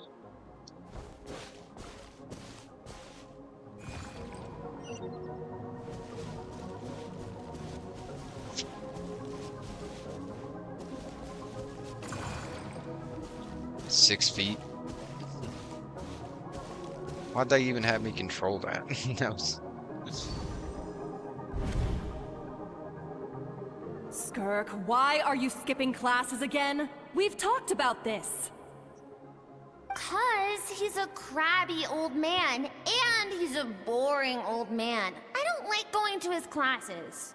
Excuse me. You shouldn't talk about your teacher like that. It's very disrespectful. All right, let's not get into a big fight about this. Skirk's learned what she needs. There's no point forcing her to sit through more classes if she doesn't want to be there. But I'd still love to hear about what you got up to yesterday. Why don't you tell your dad all about it? I went diving, and I saw this huge fish. I never knew they could get that big. It looked kind of dumb, though, with that stupid big fat head. I tried to shake its fin, but it just spat water at me. Oh, and today, I'm gonna go to that prairie up north. There's supposed to be this giant bird there that can spit fire. I bet if I climbed on its back, it could fly me all the way to the stars. Then I suppose your old dad should get one as a pet too. Otherwise, how are you gonna hear me call you for dinner up there in the stars? When it's time to eat, I'll come back on my own, Zilly. Anyway, gotta go. Bye, Mom. Bye, Dad. Wait! Put on a coat at least. You'll catch a cold. I'm talking to you, young lady. You spoil that child, you know. Ever since that merchant ship arrived, she practically lives outside. Always going on about exploring the beyond one day, whatever that means. Ah, let the kid do what makes her happy. Besides, we both know you're all bark and no bite. Come on, our little adventurer's gonna be hungry when she gets back. Let's get started on dinner.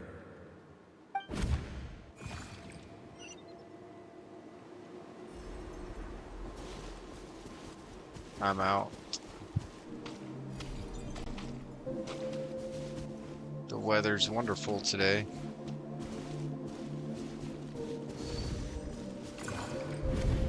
The stars shimmer high above.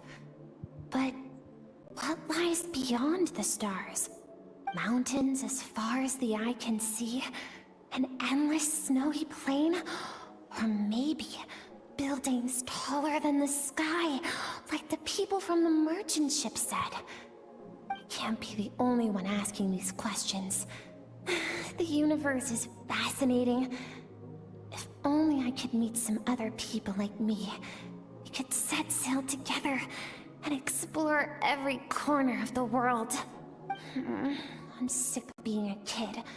There's so many amazing things out there, and I'm ready to see them all. But for now, I'm starving. Better get back.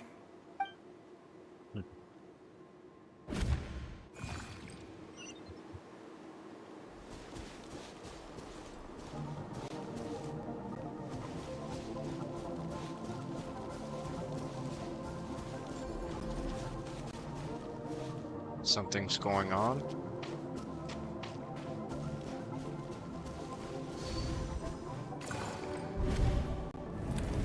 Don't Fire. let a single one of them get away! No, please, spare the children! Stay back! They're coming! Run! Help! Eliminate the threat.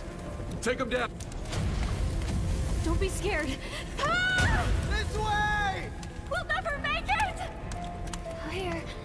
There's fire everywhere. What happened? I told you we shouldn't have trusted these outsiders!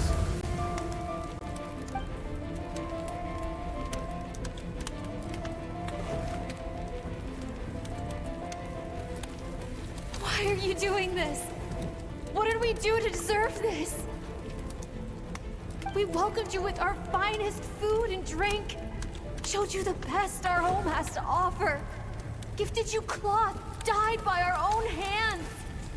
And this is how you treat us? Run! Save yourselves! Captain, Zone 3 is clear and we have Zone 2 surrounded. Begin extermination. Remember the orders from Upper Command. No one is to be left alive. Nobody. Rest assured, sir. We have enough munitions to annihilate these savages and burn their entire civilization to the ground. Good. The only ones who put up a real fight are that man and his wife, correct? What's their status? We shot the man in the ankles and the wife broke her wrist attempting to fight back. They won't be doing much more fighting. They're holed up in their home for now, but they won't last long. To prevent them from making some kind of last stand, we're planning to clear out the other zones first so we can send a bigger squadron to surround them. Shot in the ankles. Well, well. Turns out some of these beasts do know how to use their claws. Now the threat these savages pose will be undeniable. Let them cling to what's left of their lives for a little longer. Once the other zones are cleared, I'll cut off their heads myself.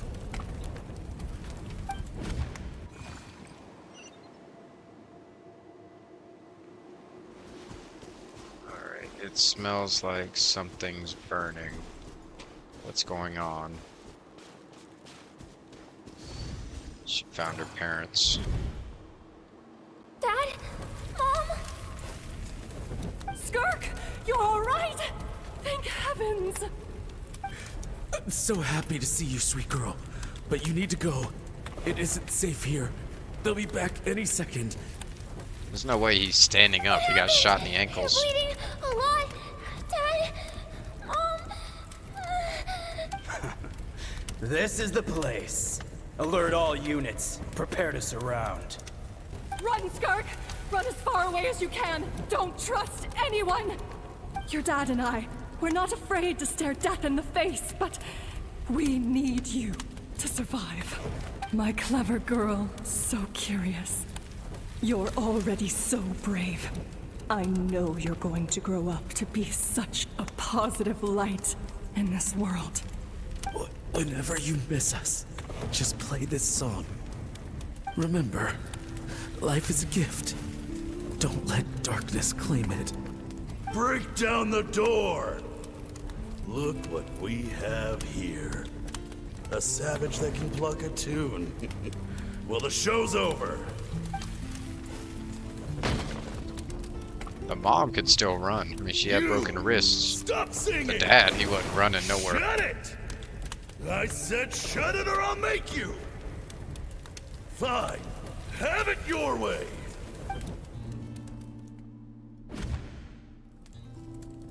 What was that?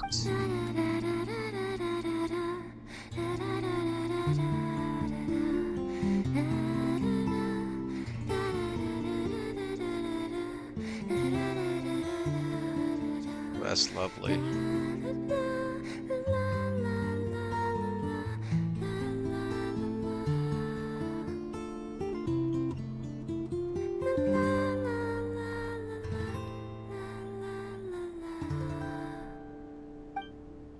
Oh, you're awake? I found a few clues while you were asleep, but it's only a start. Now, time for the second stage of your training. This time, the focus is elemental energy. Come find me when you're ready to begin. Wonder if she's gonna want me to switch to a particular element. Man, staying in the abyss feels so surreal, don't you think? No day and no night. It's like time hardly exists. If we weren't careful to keep track, it feels like we'd have no idea how long we've even been here.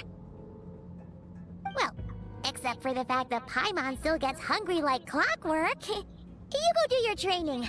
Paimon's gonna grab a bite. Typical Paimon. I'm ready to start. The way I see it, the pursuit of power is divided into 3 stages.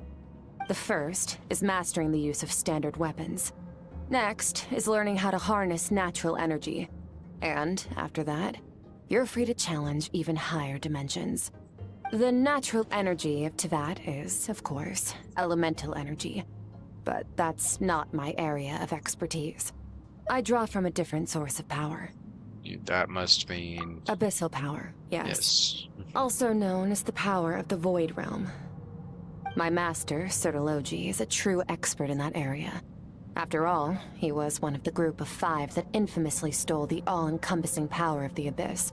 An act for which the people of Conria gave them the epithet, the 5 Sinners.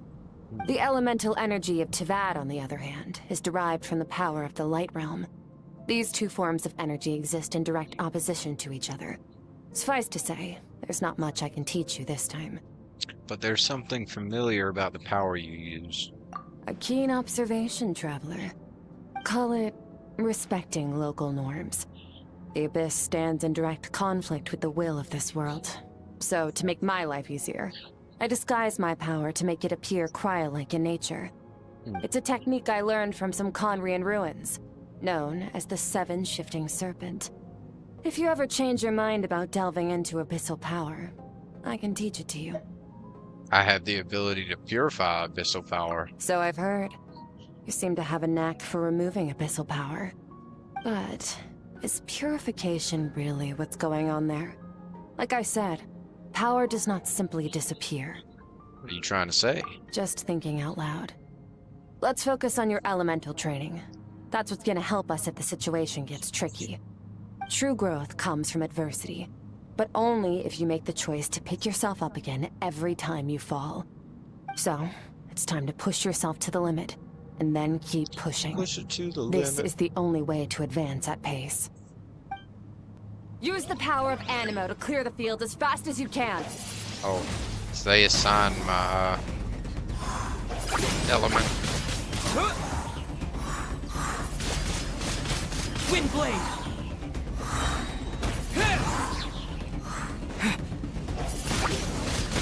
Wind blade.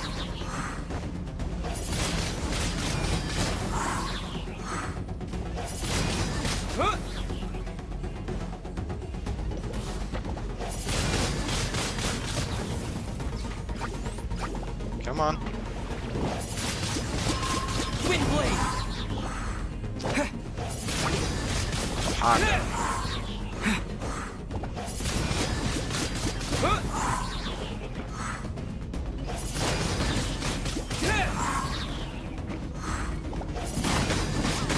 Wind blade. Observe your surroundings. Look for things you can use to tilt the scales of success in your favor.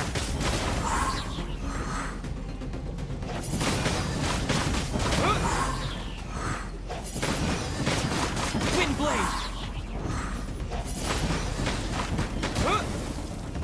Melt. Come here.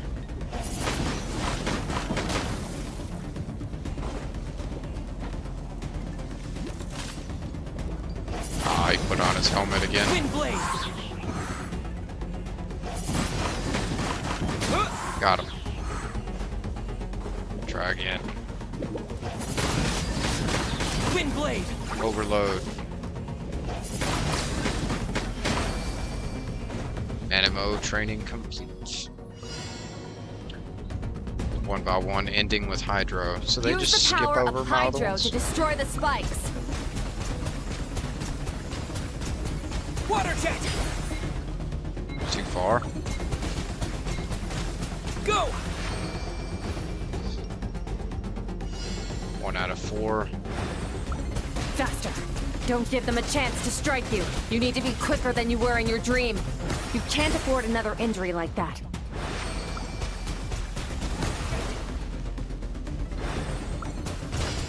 Go.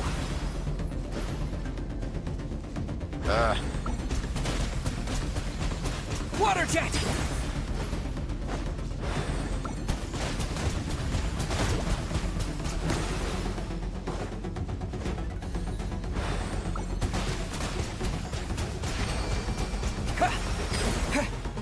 Training round complete.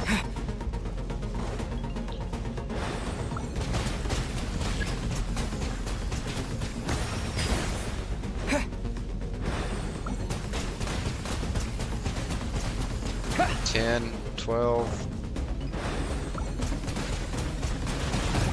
15. Got it.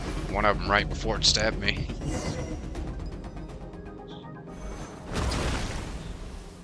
Along my journey, I've gained different elementals abilities, but I never trained with them all at once like this. You need to understand what makes you special. The ability to wield elemental energy without a vision and switch between the elements at will. It means your aspirations need no approval from the gods. Your power is not bound by the rules of this world. So be bold. Do not be afraid to chart your own path. Graceful as the wind, tough as stone, nimble as lightning, flourishing like foliage. I can feel the power of the elements flowing through me, sometimes as peaceful as a flowing stream, other times surging like a raging river. If I close my eyes, I can almost hear their voices, but it's not like some wild beast battling me for dominion. It's more like saying hello to an old friend.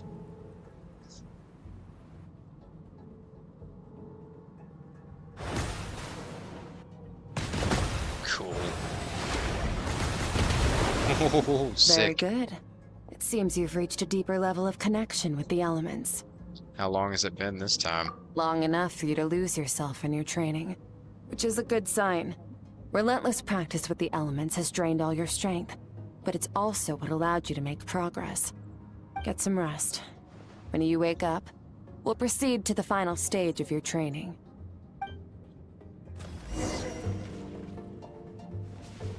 Makeshift camp one more time.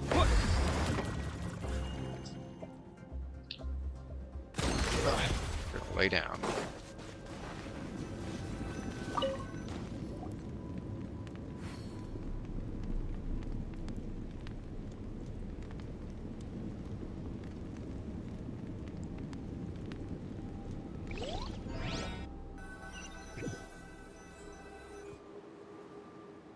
This place again. Did you bring me here?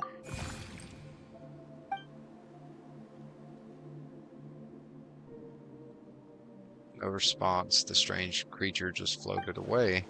What is that thing? What is it doing in Skirk's inner world, and where is it taking me this time? 6 feet this way. No, a little more this time. Still not far. What is the secret to power? Longing, hatred, self-preservation. No, it is fear. The fear of losing those you love. The fear of watching your home burn. Fear of loneliness. Fear of death. Fear is the source of evolution. It forces humanity to adapt to their environment and overcome hardship. It is in the process of prevailing over our fears that we surpassed first ourselves and then the rest of the world. That fear is now part of you. It calls on you to evolve. And it is time to answer.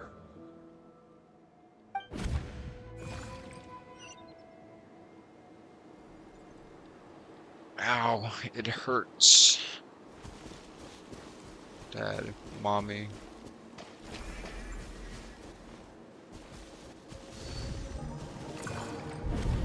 Any minute spent missing home is a minute wasted. Practice your sword work instead. Do not make me tell you twice. But, Master, I can barely lift the sword anymore. If I keep going, I feel like my wrist is going to break. So it has not broken yet. Then pick up your sword and keep practicing until it breaks. I want to hear the cracking and splintering of bone. After all, bones can always be reset.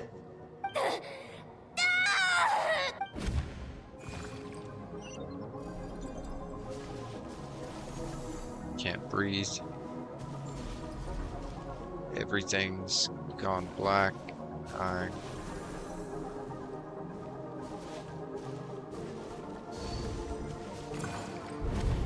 Good, Skirk. Once again, you survived. How do you feel? Cold. In pain. These are signs that you are adapting to the abyss. Each time the flesh is torn and the spirit crushed, each time you claw back from the brink of death, you become stronger. I now understand why these people sought to destroy your homeland.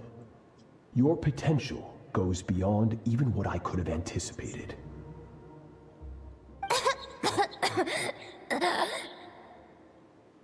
But you still have much to learn in your pursuit of strength. Your mind is rife with distractions.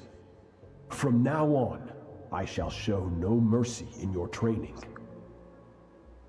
You must learn to shut out all the pointless emotion, crush the self that makes you weak, and become master over your physical form. Get up, Skirk. Wipe the blood off your face. Cut away the rotten parts of your flesh, and mend what is broken. Then take up your sword.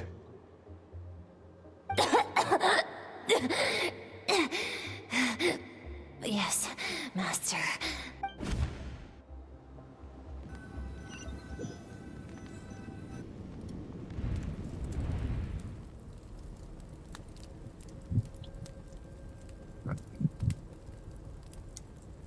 Dream is over, but I can't get that suffocating, oppressive feeling out of my head. I have so many questions about Skirk's past. Where does she come from? What has she been through? You're up! I mean, we Hopefully pretty much you know got what some she's good been rest. through. At least that. Skirk said to tell you that she's ready to start the final stage of your training whenever you are. So, want to head over now? Or did you want to wait a little? No, we're going now. Really want answers, but right now it's vital I complete my training. Once that's done, I'll find a chance to talk to her.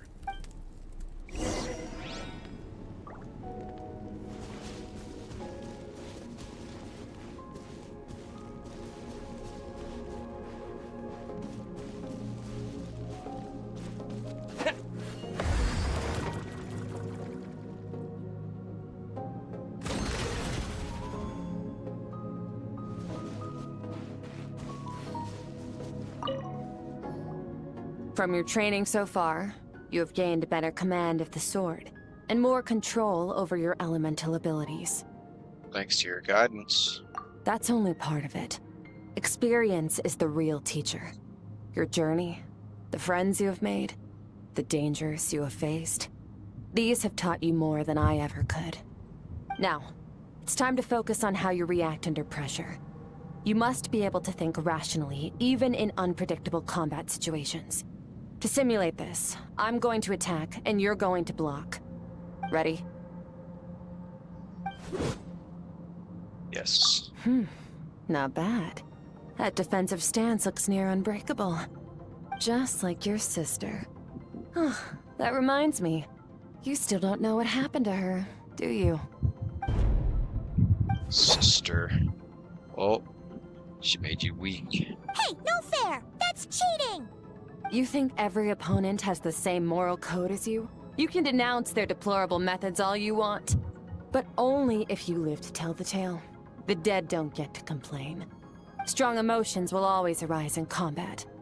Anxiety, anger, fear. But a true warrior is never at their whim. Only when you are free from the influence of emotion can you make the right choice, no matter the situation. Are you describing yourself? How amusing.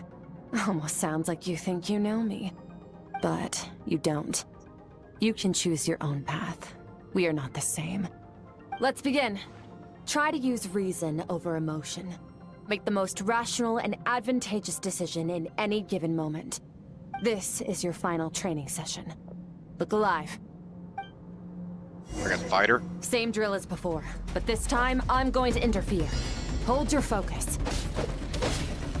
Dodge her attacks. Yeah. Yeah.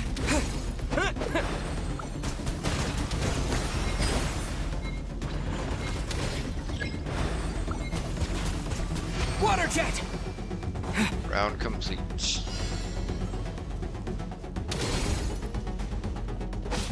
Yeah. Yeah. What?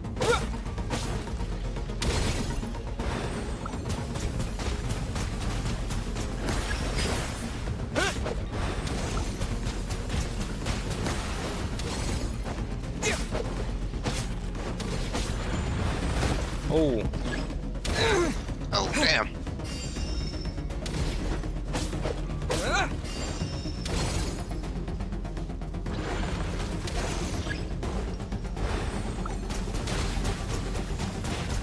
Water jet.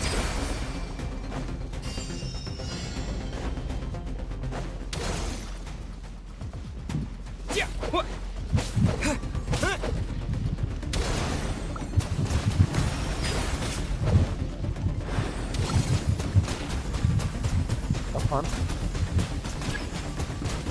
Go! Yeah, yeah.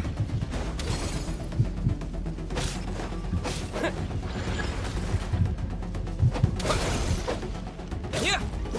What? Yeah.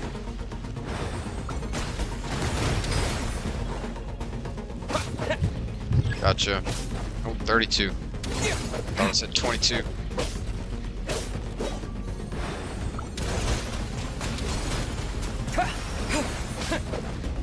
Yeah. Yeah. Water jet. Not bad. Better than I expected. Oh, okay. Had to do some of one and so many of the other. It's not easy to control my emotions.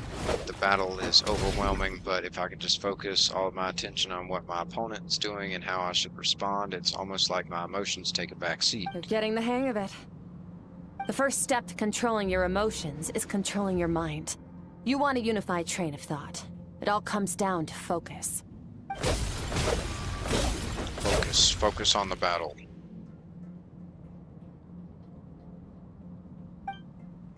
I think it's working. I can choose to tune out anything that isn't relevant to the battle, but I think I'm still pretty far from having full control over my emotions.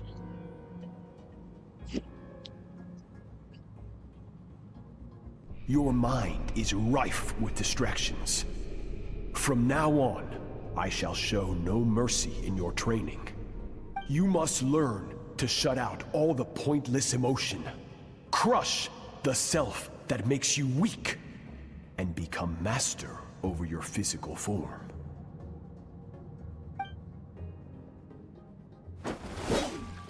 Skirk went through this kind of training too, didn't she? How merciless does the training have to be to make someone substitute all emotion for pure reason?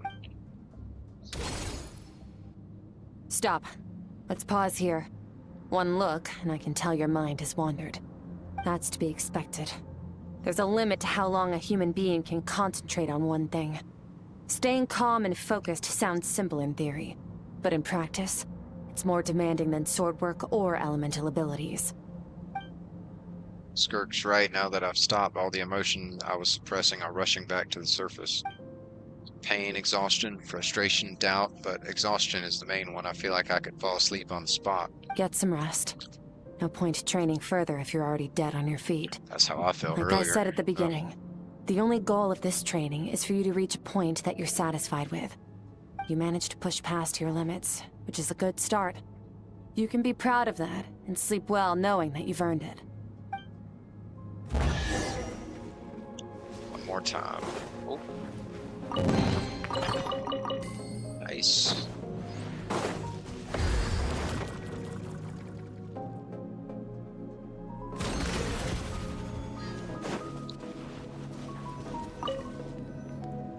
Can't rest.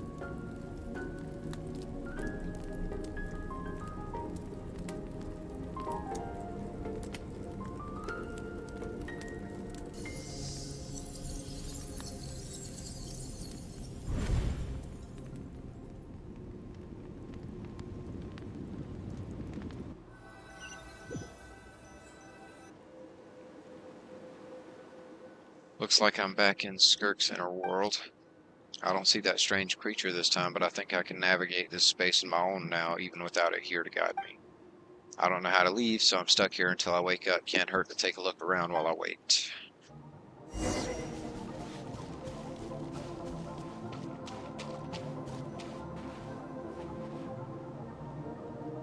Skirk is amazing. She faced down that terrifying giant and cut its head clean off. Oh, she got hurt though, didn't she? I heard it was pretty bad. Yeah, well, that's a given. But the moment she was on the mend, she got right back to practicing her sword work. I heard Master suffered a grave injury once too. Lost an arm and a leg and still came back stronger than ever. Skirk's becoming more like him by the day. Incredible. I wonder if I'll ever reach their level. They're always so resolute, so unshakable.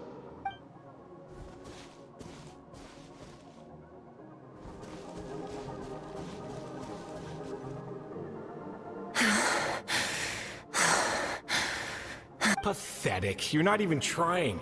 You're so much weaker than you think.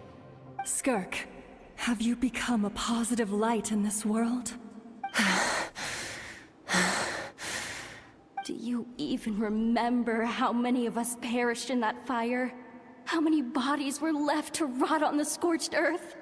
Yet you alone live on. Keep your gaze fixed on your blade. You don't deserve to rest. I have Survivor's so many guilt. questions. I just want to jump in a spaceship, explore the whole universe, and get answers from the stars. I just need to wait till I'm grown up. Then I can do anything. Now, you must bid farewell to who you were in the past and become someone stronger. Run! Skirk, run! Only death awaits us here. Keep running, and don't ever look back.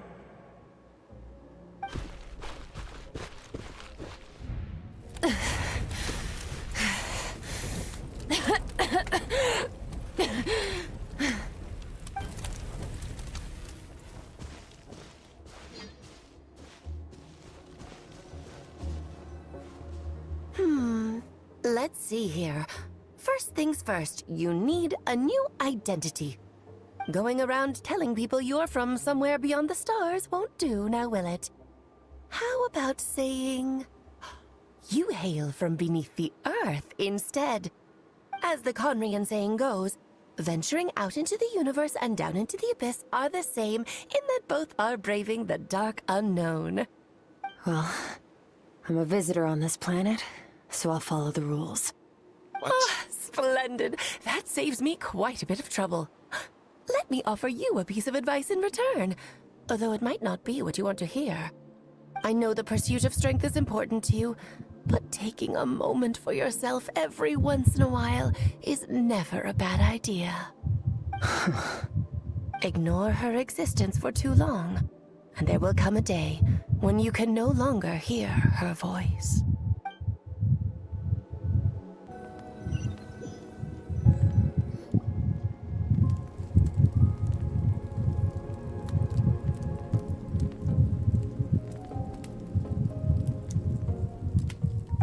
Huh. Dream is over. I can hear the crackling of a fire in the distance, and there's a fragrant aroma in the air. Grilled meat. You're awake! Well, like cooked You'll fish, be but starving, whatever. right? Ta-da! A barbecue feast just for you! A little hungry, yeah. Of course you are! That's why Skirk and Paimon got this all ready for you. Dig in! Before it gets cold. So you're best friends now? Ah, well, if you're around someone long enough, it's bound to happen. Plus, Skirk can cook. So, Paimon decided she can forget the whole Ice Queen thing. Paimon's not one to hold a grudge. Sure. Here's an idea. Let's save the chit-chat until after the meal.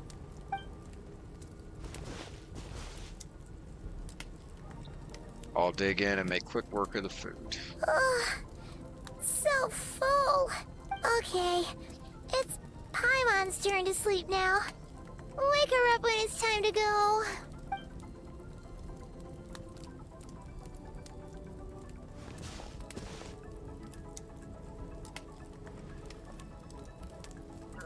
I have good news. Yeah? First, your training is complete. You have what it takes to wield immense power. Now it's just a matter of putting it into practice. Continue to learn from your journey and hone your skills against formidable opponents. Second, I've located the culprit we've been searching for.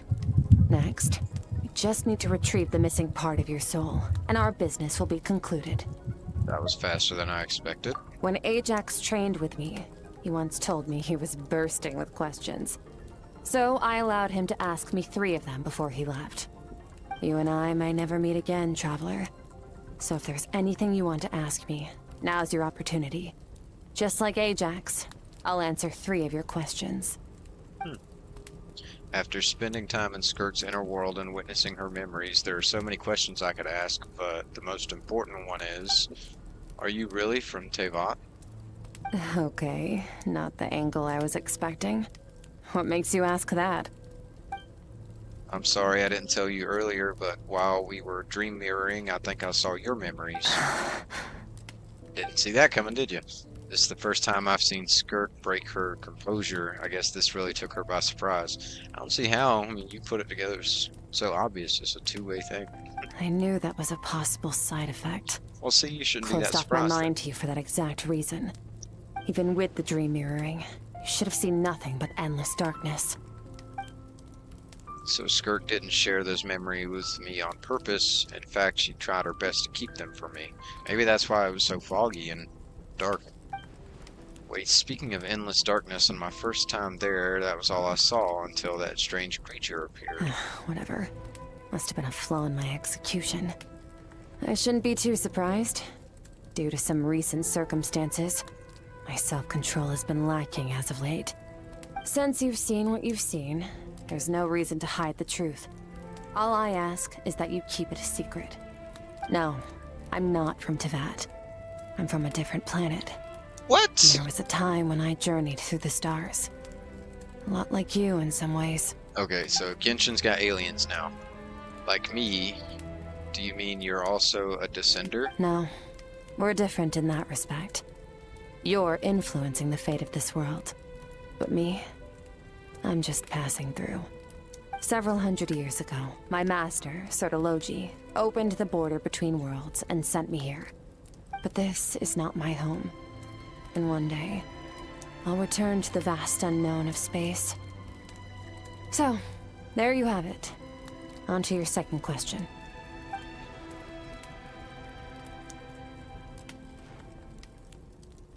What is your goal in coming here? To become stronger. For certain reasons, I need to bridge the power gap between me and my master as quickly as possible. But first, I need to understand the source of his strength. To do that, I need to follow in his footsteps, walk the path he once walked. And somewhere along the way, I'll find out how to defeat him. That is my sole focus and purpose. Okay. You have one question remaining. Skirk's goal is to defeat the Foul. I can hear how serious this is for her. I wonder what those certain reasons could be. But given how quickly she blazed through that answer, I doubt she wants to talk about it. I have one question left. What should I ask? You make it sound so easy. Ever since the incident I experienced there, I've never stopped searching for Master Skirk and that unknown abyss. But it's been years now, and I've still found nothing. Maybe I should take this opportunity to get Child some answers. Well, your last question? You know Child is looking for you, right? Are you going to let him see you? Ajax. His situation is different than yours. Before you ever crossed paths with me, you'd already encountered many formidable people, studied their techniques, and developed your own skill set. So, during your training, all I had to do was build upon that foundation. But Ajax was so young when he came to me. A complete blank canvas. Children can't help but imitate their role models. In the long run, that would only hinder his growth. Once Ajax has enough strength in his own right, I will allow us to meet again. Until then, let that motivate him to reach his full potential. That was a calm and calculated answer. It's like she's talking about something entirely mundane. I don't know why, but I'm not buying it. She makes it sound like the decision has everything to do with Child and nothing to do with her, but what does she actually feel about it? The Abyss is completely silent. This domain must get lonely after a while, not to mention, she said it's been hundreds of years since she arrived in Teyvat, and even longer than that if you count for how slowly time passes in here. Unlike you, I have no desire to establish a connection with the world. The weak and the lowly have no right to remember me. They're lucky they only have a few missing memories to show for it.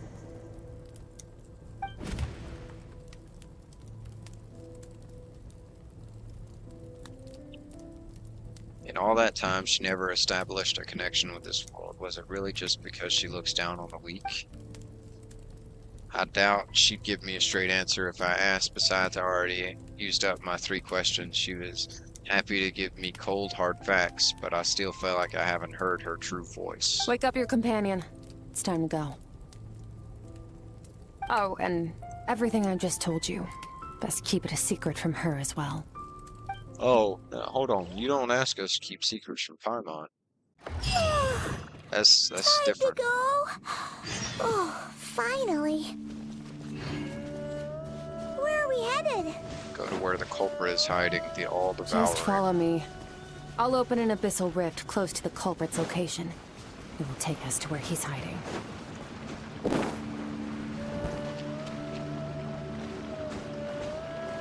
Let's see something. Hold up.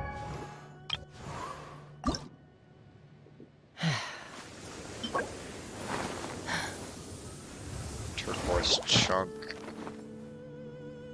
Animo hypostasis. There.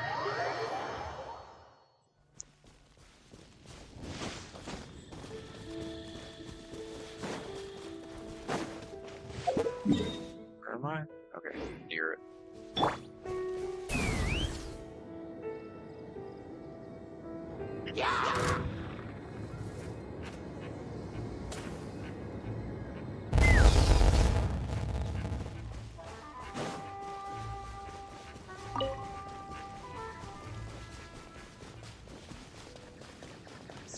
Sweet. Oh shoot. My health's kind of low. Wish I'd thought about that. Come on, we can do it. You? Here.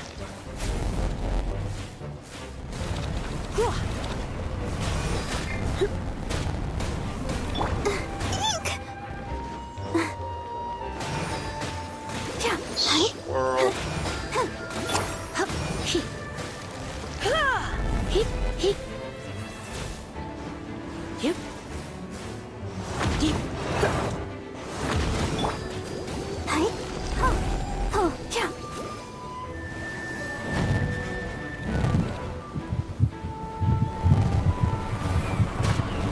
Oh, whoa.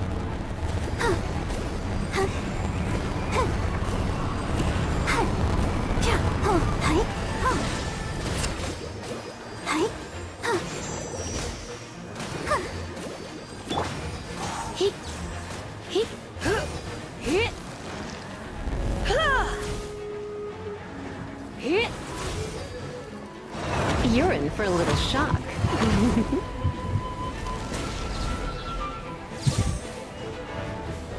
Come here. Zap him.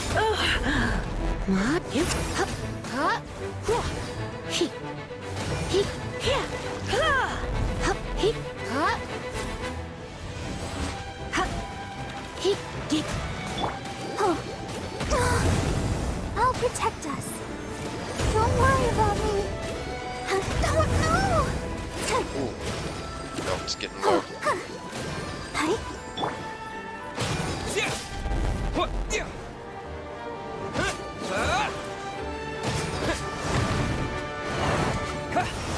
Darn it.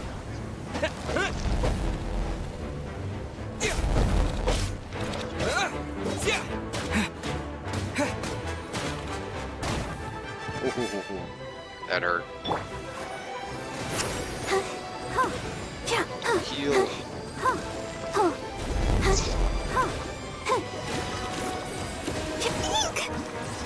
Ooh.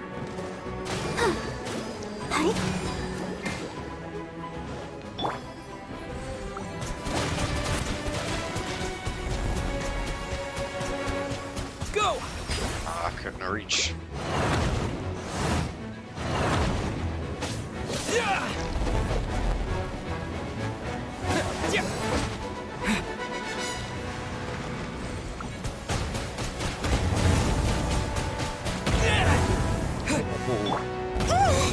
Dang. Pick it up. Oh, she can. Only he can. Let the show begin.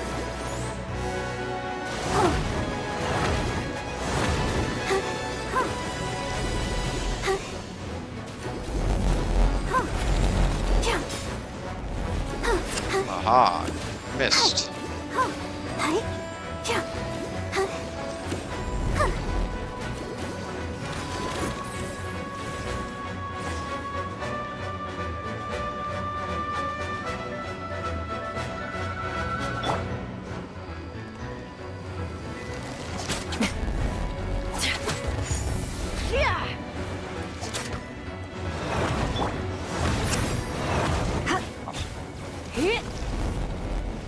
Lightning. Oh.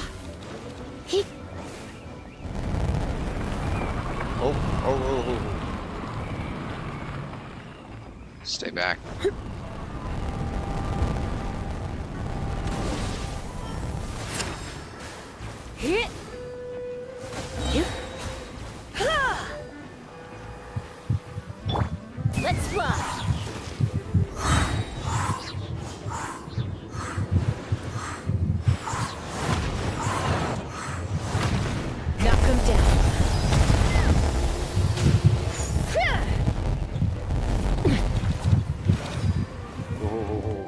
Stay back. Ready. Let's spark things up.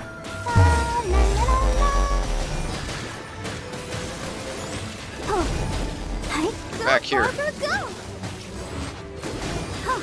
Yes. Stay in the circle.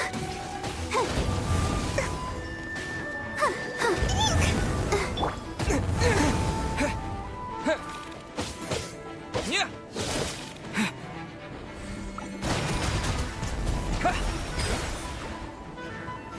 Oh. Watch out. Yeah.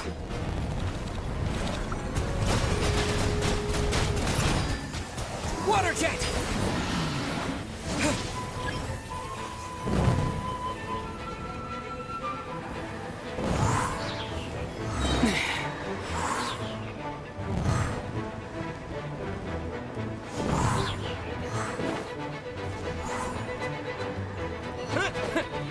Oh, but still collected one back.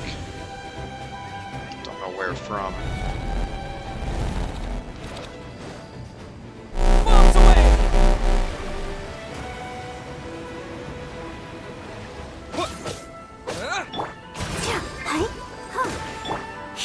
Sap.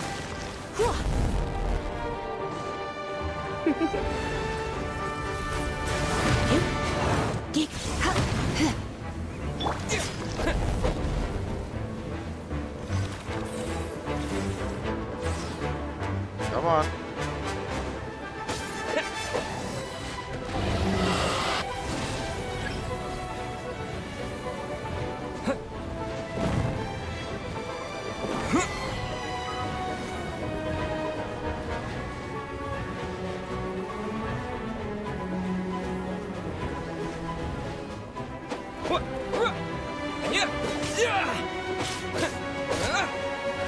Come on.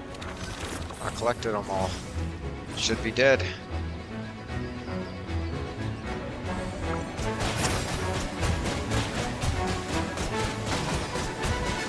Go.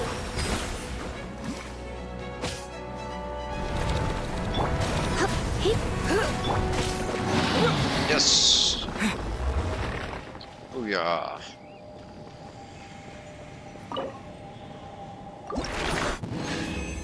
Just resin. Sweet. Got one of the things I need.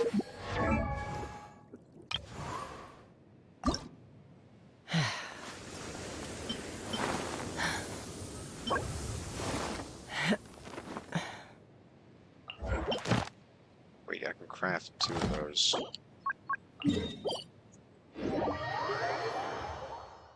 Sweet. Craft earth and water, wind and fire. Craft for me what I desire.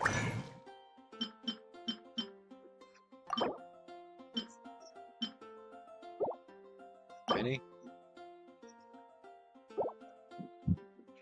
4 out of 3. Oh, hold up.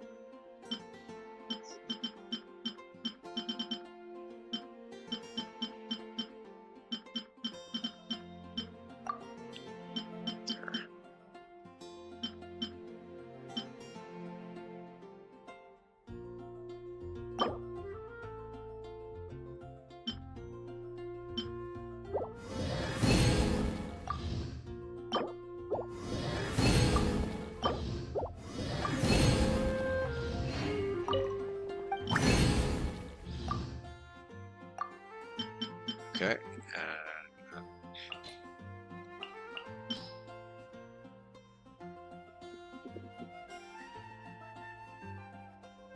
That one.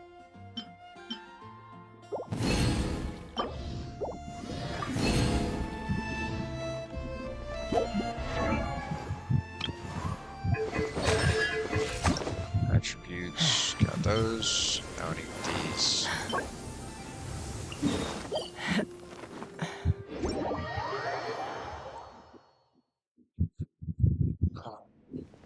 Okay.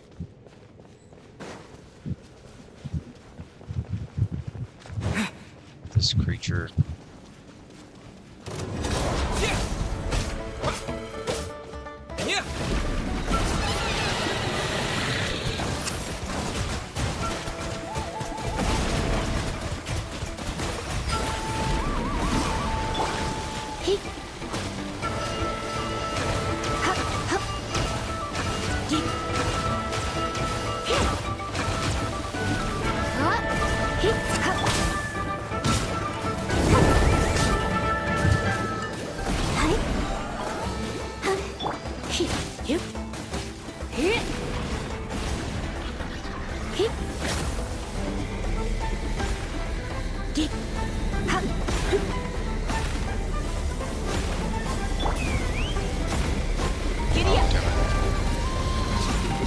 Didn't mean to choose Francesca. Wow!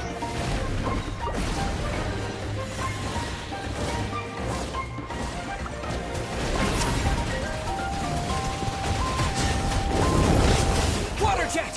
Maybe I wasn't meant for this world. Might need a bit of help fighting this thing.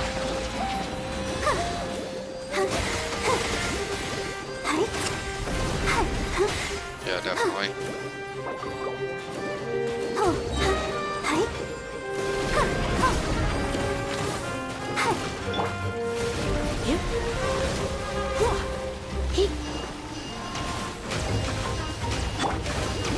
Go, Barber, go!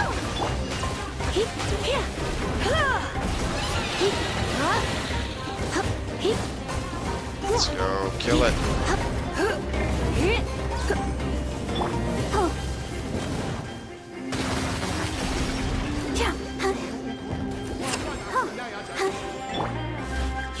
Control.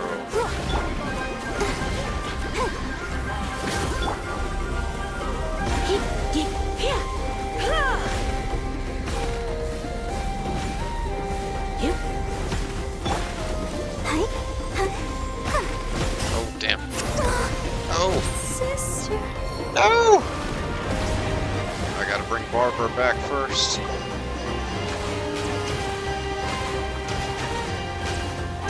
Food would help, but might need to bring someone with me.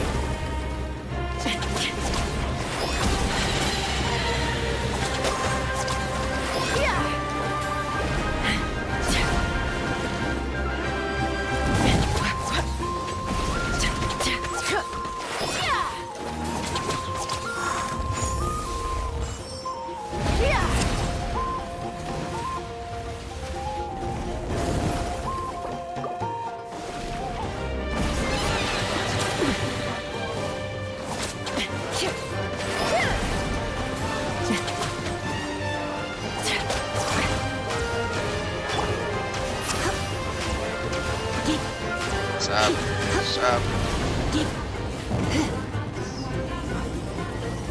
Oh no. That's a new attack. Or a different one at least. 90 seconds.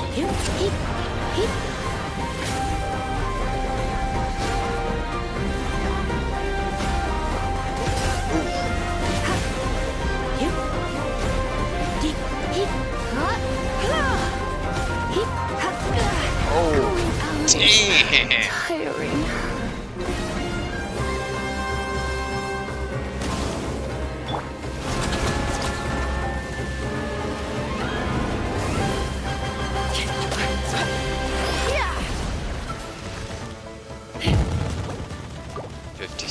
Still.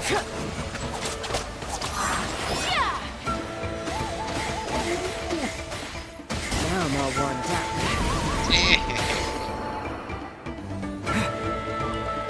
Alright, finish me.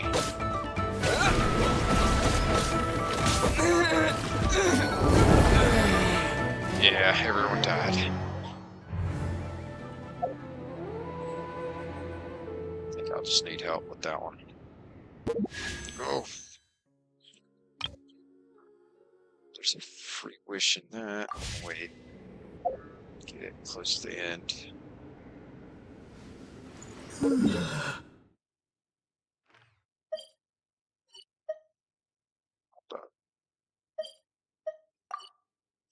All devouring.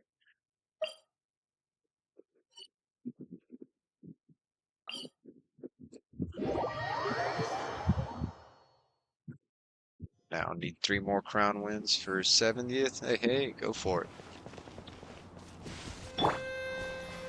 You'll get it.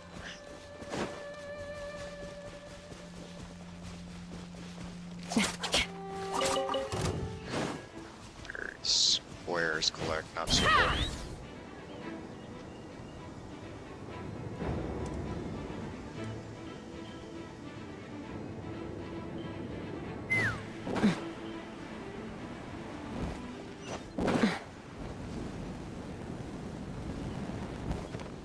Let's fly.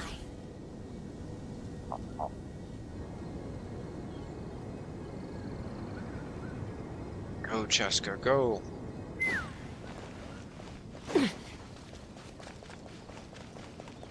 That's awesome though now. Heck yeah. I think I need Geo to hit this. Probably. Taking a break because the Havoc needs to be buffed. It's overpowered. Needs to be buffed, or you mean it needs to be nerfed? Yeah. Debuffed.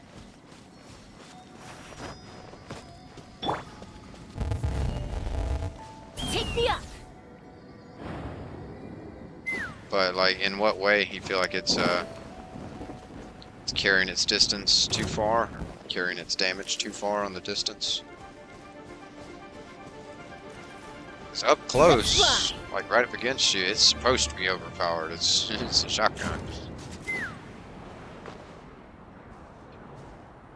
But yeah, I've seen some of their shotguns that the damage is carried too far. Like, there's no way. Oh, it should be that strong. Oh, that's as high as it goes.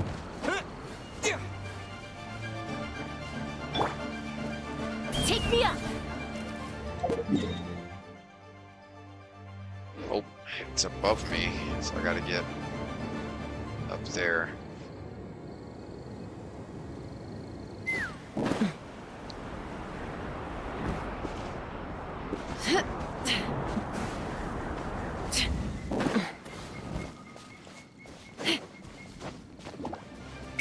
Let's fly.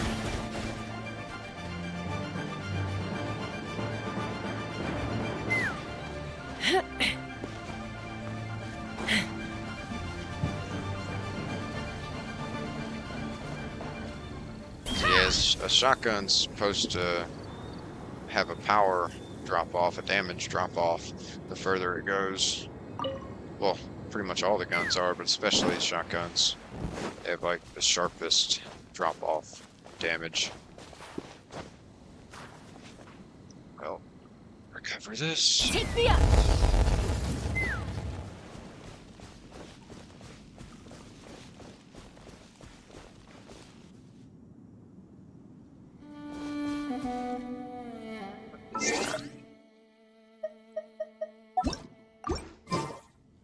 There.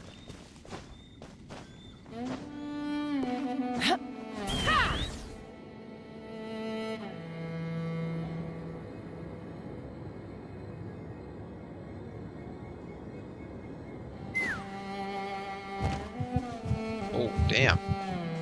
Really? Fall damage on this sucks. Take so much damage from little fall. Take me up.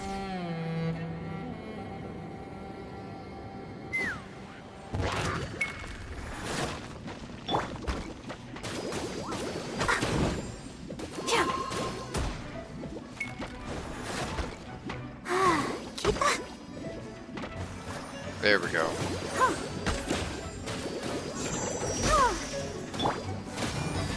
Charge.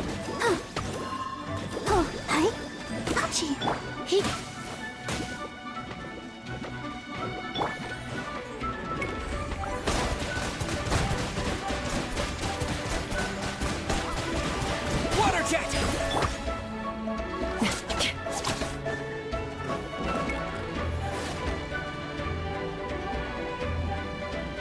Let's fly.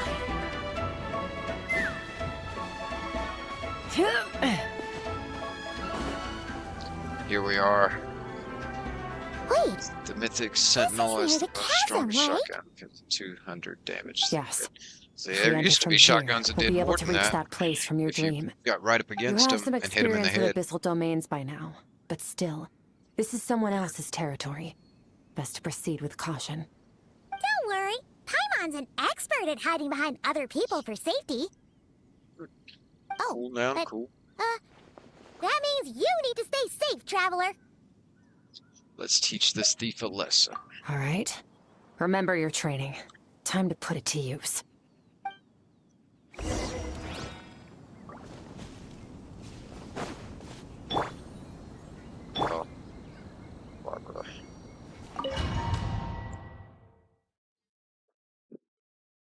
That's cool though now. Cool stuff.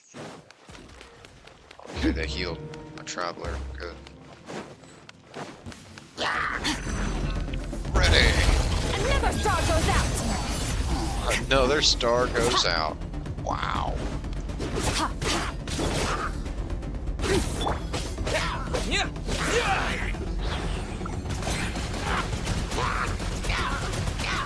Go!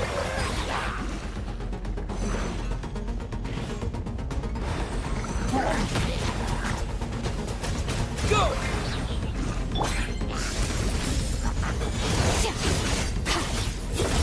Frozen.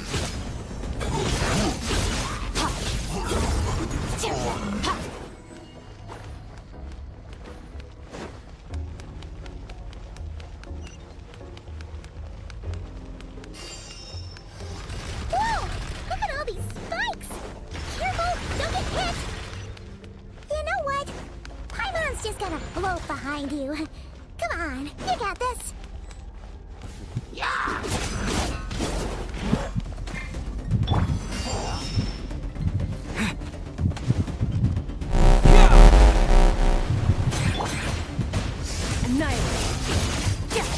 Freeze.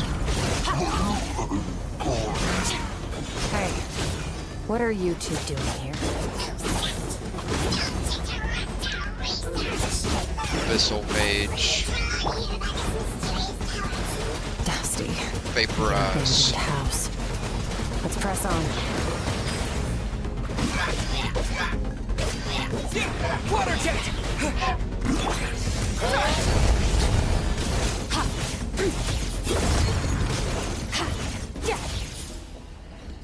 Nice.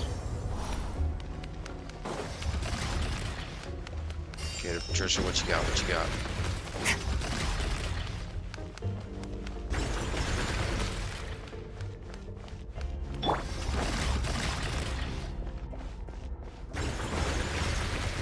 Just keep running in a straight line.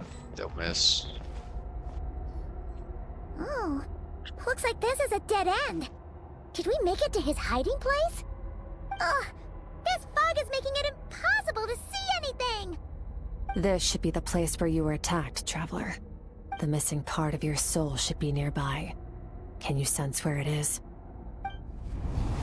If I close my eyes and focus on the light that came from my wound back then, yes, I can sense something and it's nearby, but I can't tell the exact location. Nothing exact, but I know it's nearby. Our opponent must have covered his tracks just in case. Otherwise, you should have sensed it much more strongly. Hold on! Look! The spikes are back! Stay calm. Let's hold back a little. Give our enemy some wiggle room so we can see what we're dealing with. If you're too reckless, we might be playing right into his hands. Our enemy took part of your soul for a reason. It's likely he integrated it into his attack somehow. If we're smart about this, we can track it down.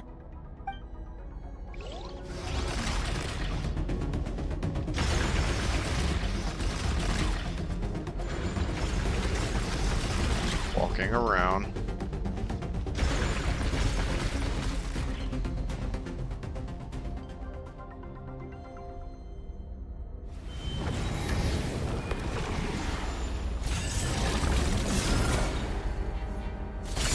Bunch of spikes.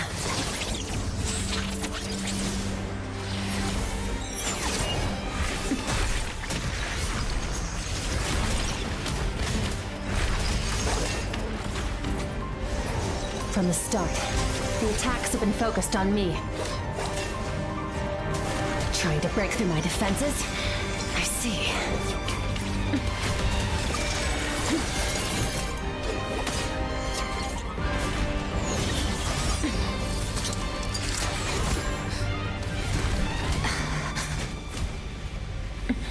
Get her once.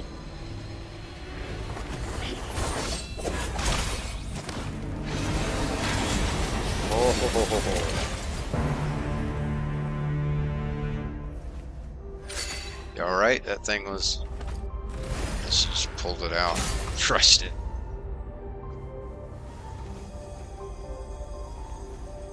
Hey, it had part of our soul.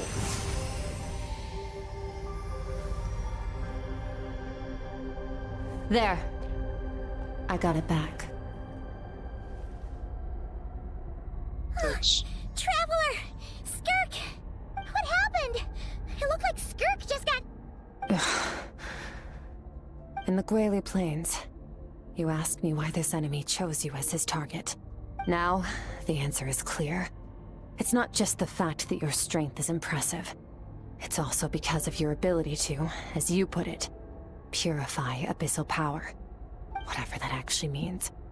The fact is, that ability allowed him to do something that should have been completely impossible. Namely, break through my defenses and steal my power. So you were his real target. No. He couldn't have known I'd come to his domain. He only stole your soul fragment because he knew the value of its power. I doubt he expected it to come in handy so soon. Call it fate, if you want. I believe that's the term they use in this world for arbitrary coincidences like this. In any case, it works to our advantage. Once I realized what he was using that power for, it gave me the chance to get back what you lost. But you... I'll cope. Well, done gorging? Good. Time to answer some questions. How did you get the power of the all-devouring narwhal? The all-devouring narwhal? Oh, of course! Paimon knew that spike thing looked familiar. It looks just like that narwhal's horn!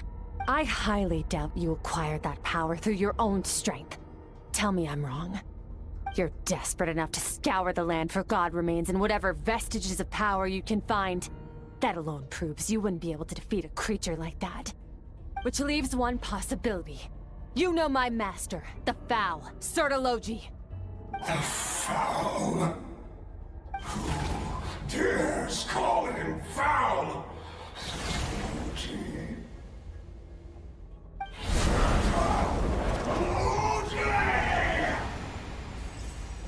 What's wrong? Bit off more power than you can chew? You're struggling to hold a basic conversation. Just a little longer. I'm still...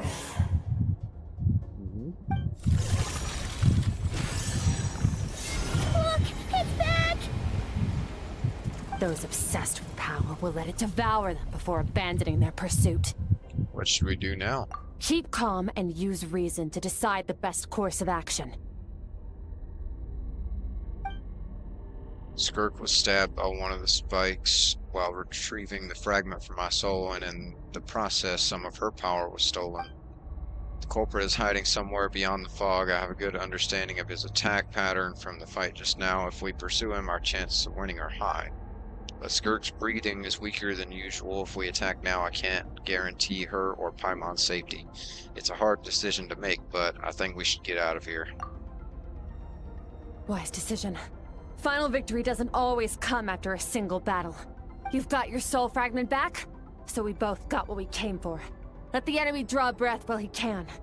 It won't be for long. Get us out of here, Traveler. You'll need to lead the way this time.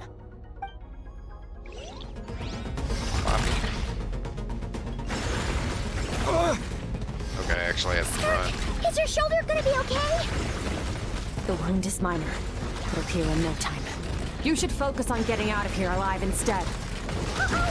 Falling spikes! Run!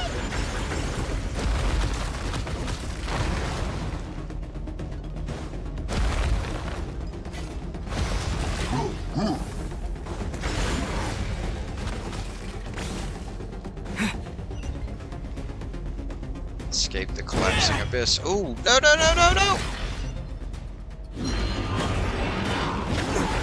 Oh, those stupid beasts.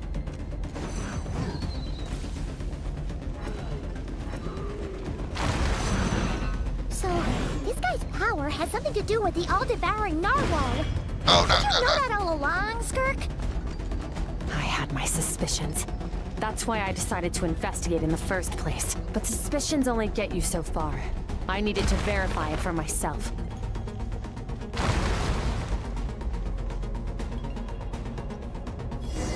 Read it. Up again there. Phew. Oh, I should be safe here, right? I no longer sense his presence. Can't have followed us out of that abyssal domain. Weaklings like him will find that my power is not so easily controlled. He won't be leaving that place until he's managed to digest it. With its power, he even managed to steal from you of all people. You seem surprised. I suppose that's fair. You've seen but a fraction of what that whale is capable of. That gaping maw could swallow a planet whole. It's called the all-devouring narwhal for a reason. Devouring is what it does best. It can extract power from anything, dead or alive, as long as it manages to make physical contact. Yeah.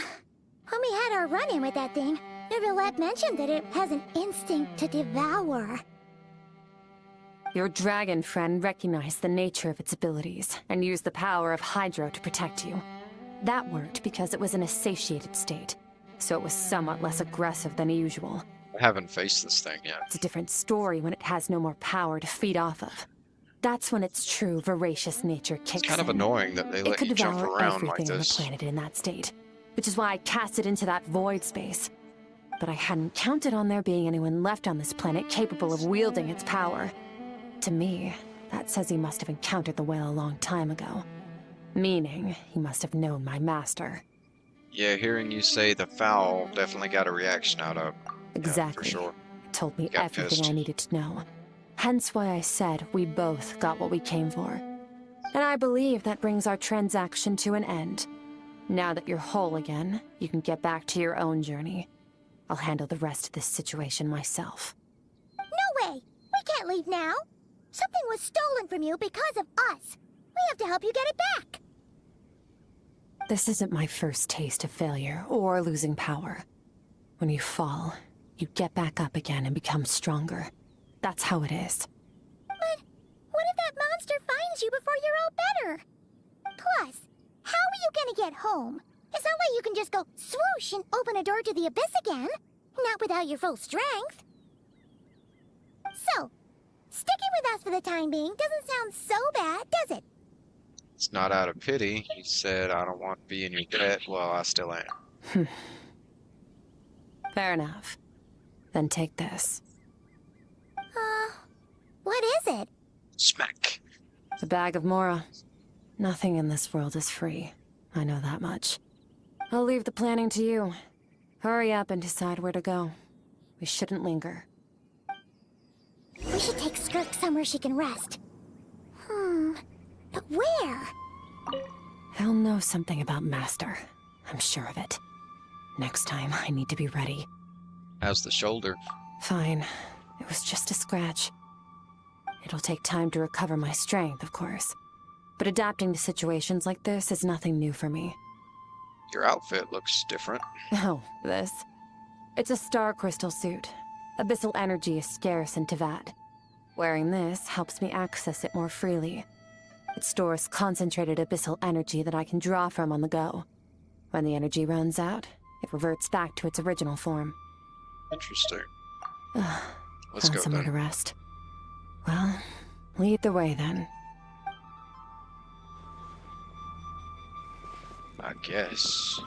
Paimon This gets way. the feeling Skirk wouldn't like being around a lot of people. Oh wait! Baiju said we could rest in the back room of the pharmacy, didn't he? Let's head there! Teleport waypoint unlocked.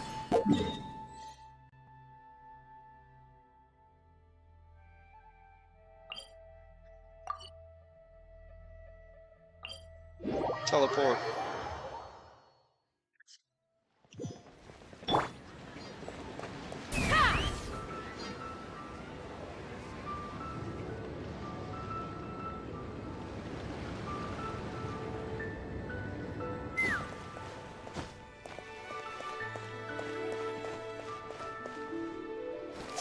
Entered back room. Damn. Put my headset out. This bag from Skirk has a ton of Mora in it. Does she have Ton, a job or something? Wait, no. After what we saw at Wamin Restaurant, that seems impossible. Can you imagine? It would go something like... I'll be collecting my paycheck now, boss. Sure thing. Wait, who are you? Have we met? Can't hold a job if you make everyone forget about you. So, what did you do to get all this Mora? Beat up some bad guys. Claimed some buried treasure, took care of a few monsters that were causing trouble. Nothing untoward. It's safe to use. Ah! You heard all that? A sonorous voice like yours is hard to miss. I wouldn't be surprised if the sound of it traveled to the nearest mountaintop. Then, did you by chance happen to hear Paimon's little, joke earlier? You mean when you called me Frosty the Lavender Melon? Haha, guess you did. Paimon's whispering needs some work. No, sorry. Paimon totally misspoke just now. She didn't say that at all. It was, a Paimon lookalike. Yeah, she's a piece of work, that one. Always impersonating Paimon and giving people weird nicknames. Okay, fine. The truth is, Paimon didn't like you all that much at the start, but things are different now. You helped the Traveler in a big way, so what do you say? Friends? I noticed there was only one bed. Go ahead and get some rest. Wait, what about you? I don't get tired, and I don't need rest. I'm going to practice my sword work. That should help me regain some strength. But your shoulder... Hey, don't just leave! Ah, whatever. Let her tire herself out. She'll come back eventually. Let's get some sleep, Traveler. That comfy bed is calling, Paimon. Skirk is stubborn. Even if I tried to convince her to take it easy, I doubt she'd listen. Paimon's right. Skirk will stop and take a break once she gets tired. I hope. I should just get some sleep.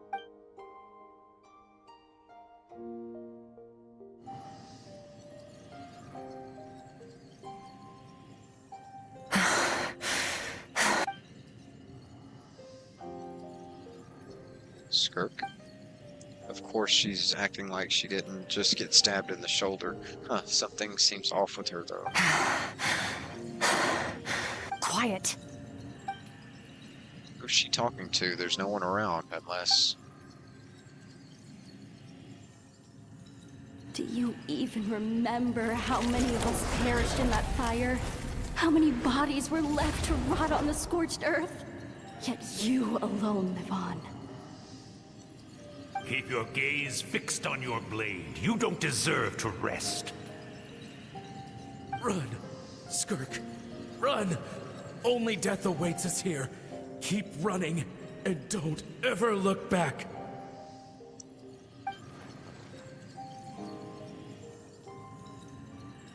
Right, in that dream I witnessed Skirk was training alone, but there were disembodied voices talking to her. So they kind of drove her a little bit crazy. One of them mentioned a fire. I wonder what happened exactly, if only she could just talk to us. I mean, if you can't put together what happened, you watched it. Getting an early night's sleep is the best. That bed was so comfy. Wait, Skirk? Have you been sitting out here the whole night? The bed's all yours if you want it. Recovered your strength yet? About 60%. Maybe 70. Whoa! Paimon thought it would take at least a couple of days. That was fast. Right. No, not fast enough. That's 20% less than last time. Same training regimen, same intensity. Nothing felt different, but somehow the outcome fell short. Maybe it's because of the spike that stabbed you. No, I think the problem's with me. I need to meditate for the next 2 days. Deep introspection should help me find the issue. Ooh, sounds intense. We'll watch over you in the meantime, then. Thanks. See you in 2 days.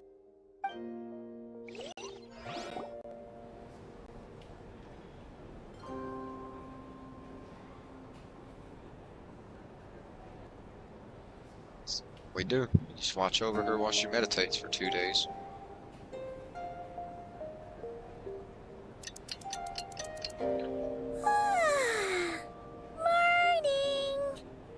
Skirk is still meditating, huh? It's been 2 days already. Shouldn't she be awake by now? Maybe it's not going too well. Paimon can't think of anything we can do to help. Oh, wait! Breakfast! That's it! Paimon will go get breakfast! Skirk is gonna be starving when she wakes up. Be right back.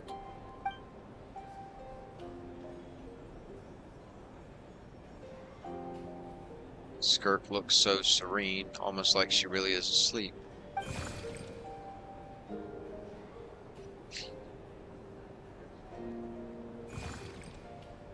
You again? What are you doing here? And like, how are you outside?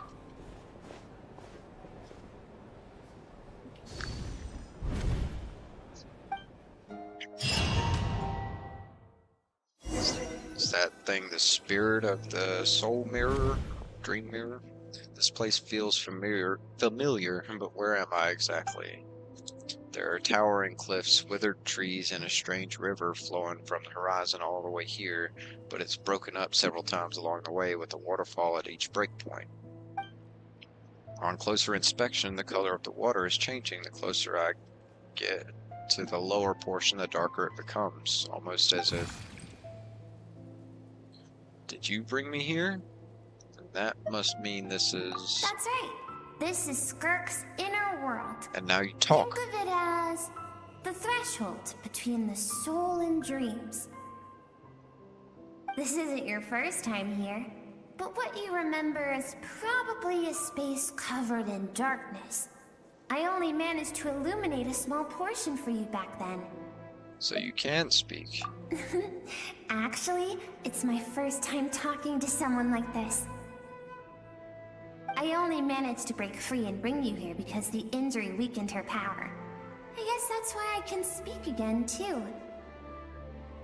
Call it fate, if you want. I think that's the word they use in this world for lucky coincidences like this, right? Now, before I take you to her, I gotta ask. You're the first outside visitor to ever come here, so what's your impression of this place? Why are there so many cliffs and waterfalls? Oh, you noticed. This river represents Skirk's strength. Strength accumulates over time. It is the summation of a person's lived experience. So this river is where all the fragments of Skirk's life should converge into a single stream of memories and emotions, flowing forward as one. But as you can see, this river has been severed numerous times. It's because Skirk doesn't like who she was in the past. And all she sees reflected in the river is a disgraceful shadow of who she was. She cuts through water and rock with the sword of reason, severs her connection with the past, and begins anew.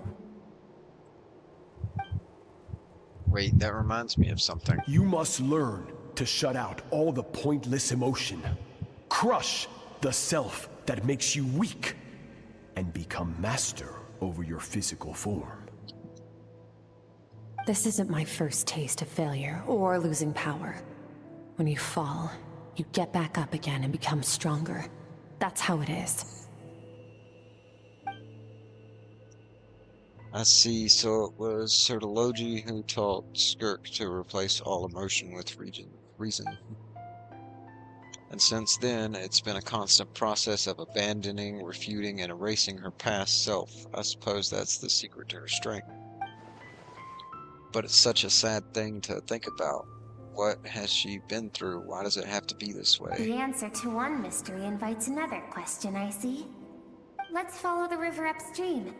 There among the cliffs, among the memories etched into her heart, lies the truth of it all. Soon, you'll understand everything.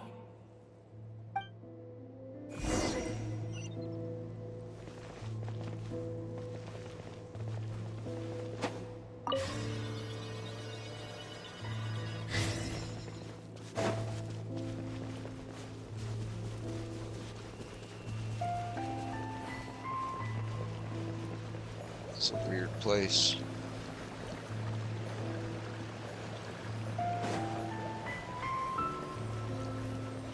This side flows down.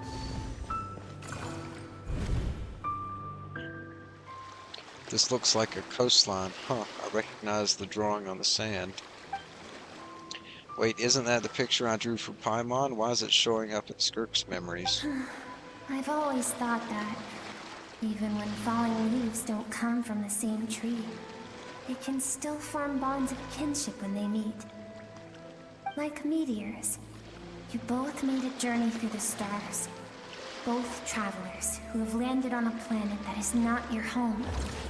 Yet, when she first noticed your presence, although she hesitated for a moment, she still chose to walk away, indifferent as ever. Why? If I think about it, it's not surprising at all. After what happened at Wanming Restaurant, it's obvious she prefers to disappear from other people's lives. She hasn't seen Child in years either.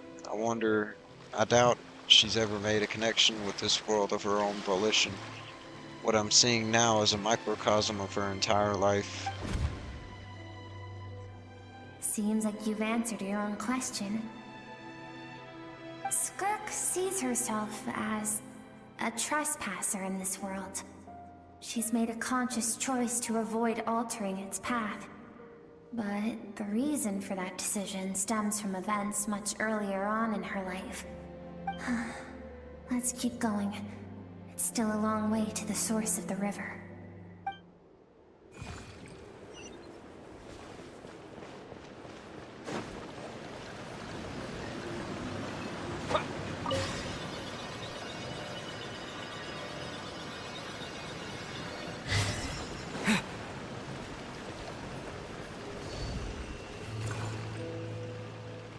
You now have what it takes to wield immense power. From this day forth, I shall teach you no more. No one can become a worthy warrior through imitation alone. I have given you fangs and claws. Now, you must learn to hunt. You wish me to travel the world beyond on my own, Master? Indeed. Make new friends. Embark on your own journey. And piece together a new future from the shattered remnants of your past. We will still have contact through the Abyss. But know this. One day, I will take the life you worked so hard to rebuild and reduce it to ashes. Just like the fire that haunts your mind. Why do you do that? I have told you before, fear is the catalyst for human evolution. You have tasted loss. You have known fear so deep it can be felt in the bones.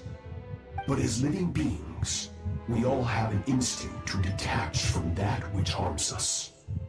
And thus pain dampens over time. And the acrid taste of fear becomes but a distant memory. Yet now, I have bestowed upon you the gift of fear eternal. It will drown you in the nightmare of your childhood, or it shall drive you to defeat me, whatever the cost. That figure next to Skirk looks familiar. Right, I saw the same figure during the battle against the all-devouring Narwhal. I still haven't seen that battle. That is what Skirk's master, the foul Sertologi, looked like at one point in time. At one point in time, so he can change form? Of course. As a higher being, physical form is a triviality to him. He could appear as a beast, a human, or even a monster that defies description. The form you see him in here, clad in abyssal armor, is the one he usually wears when traveling through the stars. I used to think Sertologi and Skirk were just master and disciple like Skirk and Child. Now I see why Skirk chose to distance herself from humanity. Sertologi told her to put down roots here, while at the same time threatening to destroy whatever life she managed to create. For certain reasons, I need to bridge the power gap between me and my master as quickly as possible. But first, I need to understand the source of his strength. To do that, I need to follow in his footsteps. Walk the path he once walked. And somewhere along the way, I'll find out how to defeat him. That is my sole focus and purpose. So that's what she meant, but I still don't understand why Sertologi would do that. From what he said, I didn't pick up on a conflict between them. I'll let you in on a little secret. The real Sertologi is terrifying. The scope of his power is impossible to understand until you experience it firsthand. It is absolute. The power to crush all things. Shall we keep going? Let's see. We're about halfway there. That thing describes Sertologi like he's a god or something.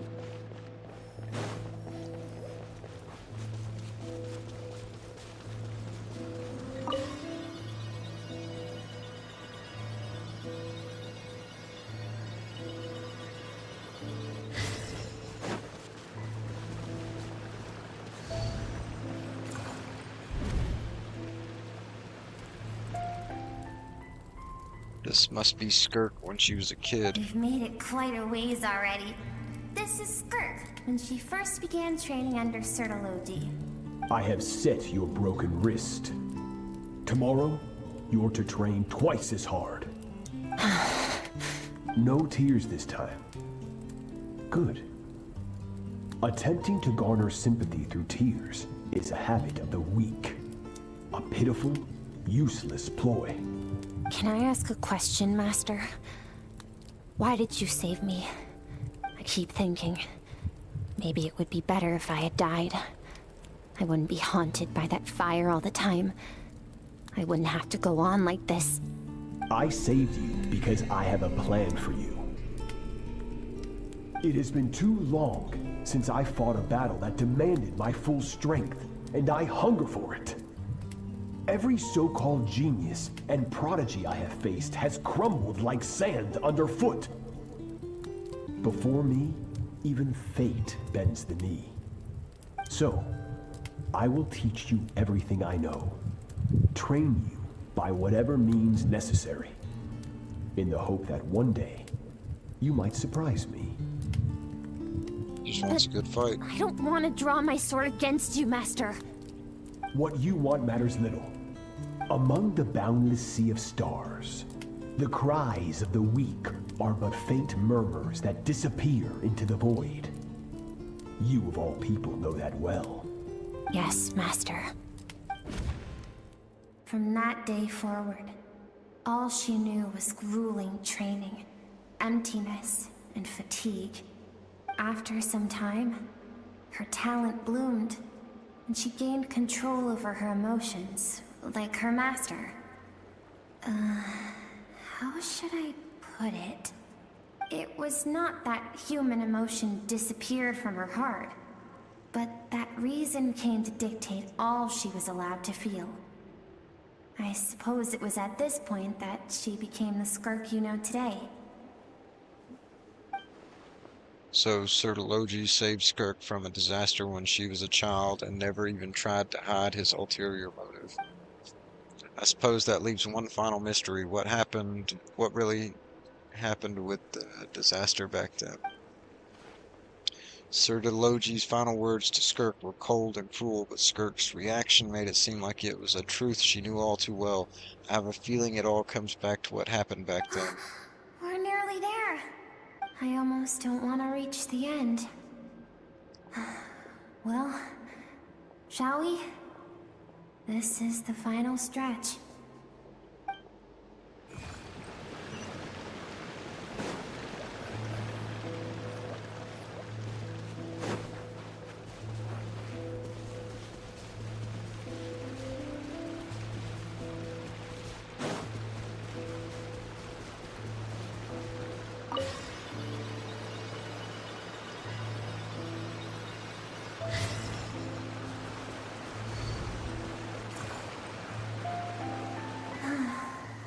These are Skirk's happiest memories. What a simple and carefree time it was. Wisps of clouds dotted the sky. The sun bathed everything in golden light. And when song filled the air, not even the shyest of flowers could resist swaying along. This is Skirk's homeland. She was so curious about everything as a child, always skipping school to go exploring instead. There was so much to discover. The treasures at the bottom of the sea, the secrets beyond the stars, and that merchant ship packed with adults wearing those strange clothes. Yes, the ship. That was the beginning of the end. It was a spaceship. When it arrived, the people that disembarked wore smiles on their faces and spoke of friendship. They claimed to be merchants from a neighboring planet, looking to establish trade. Skirk's parents, her relatives, It's her true, neighbors, they keep saying planet on everyone here. I never welcomed thought the about newcomers aliens with in open Genshin. arms and allowed them to explore the planet. To them, the visitors were guests and should be treated with hospitality. No one had any idea of what was to come. Several months later, an army of unknown origin arrived without warning and carried out a ruthless campaign to destroy everything and everyone on the planet. Skirk had skipped school that day, like so many times before, so she was not caught in the immediate wave of destruction. But when she came home that day, only fire and ruin awaited her. Countless people cried out to her for help. People she knew and loved. Friends and relatives. The little girl who lived next door. The shop owner with the bad leg. The bad-tempered teacher she had made fun of just that morning. Their lives were discarded like worthless trash as the fire consumed one life after another. Skirk was helpless. All she could do was run. And so she did. She kept running until an unexpected figure crossed her path. If Sertology hadn't been there in that moment, the fire would have claimed her life too. And there she would have remained, left to rot in the scorched earth, with no answer as to why any of this was happening. So why did those people destroy her homeland? Because she and her people were seen as a threat. Did they do something bad? As the initial merchant ship explored the planet, they discovered that it hadn't always had the condition to support life. Yet there was evidence of human activity, even during the periods of extreme heat or cold in the past. Further research revealed that, over time, the people of this planet had evolved the ability to adapt to any type of environment or energy source. For that reason, the outsiders viewed them as a potential threat, and decided to eliminate them before the threat could rear its head.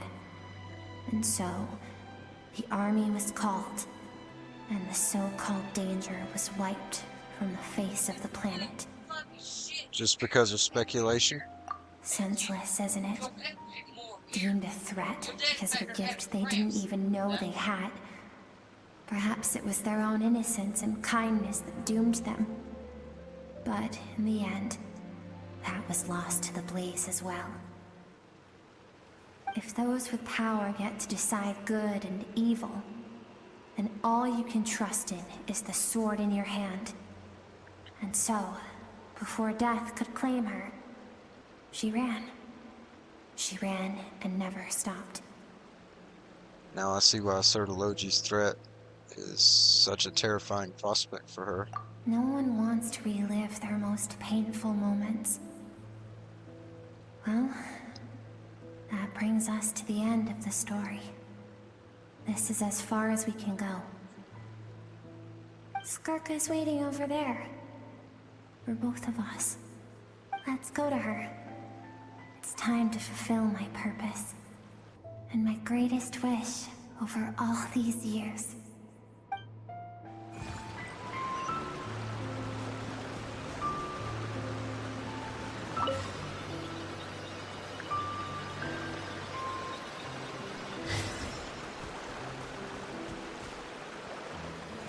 Such a cool, unique environment.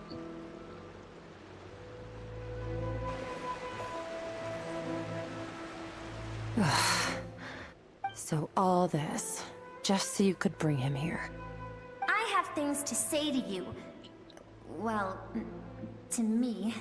I want someone to witness our reconciliation, even if it takes an argument to get there. And he is the best choice in this moment.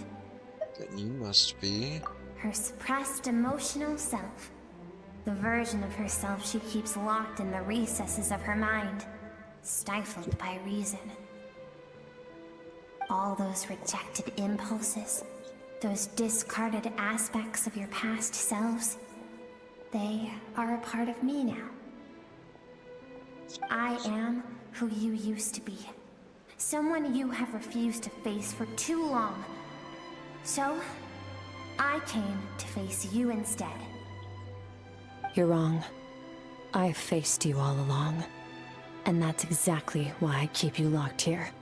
Your existence makes me weak. Moments of joy and longing are when we are most vulnerable.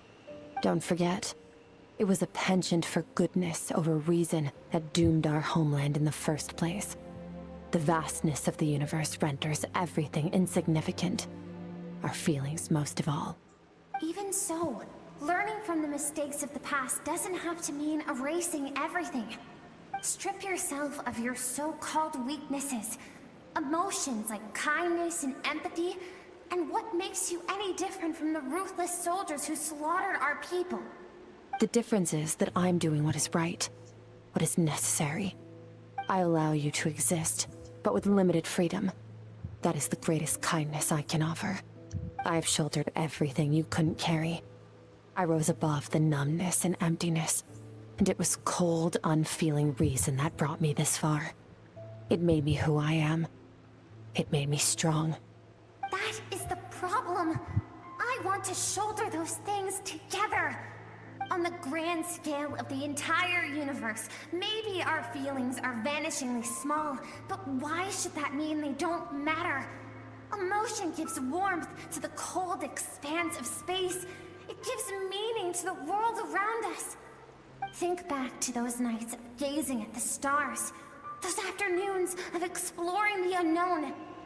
Think back, and let them grant you peace. A brief respite from the pressure you put on yourself.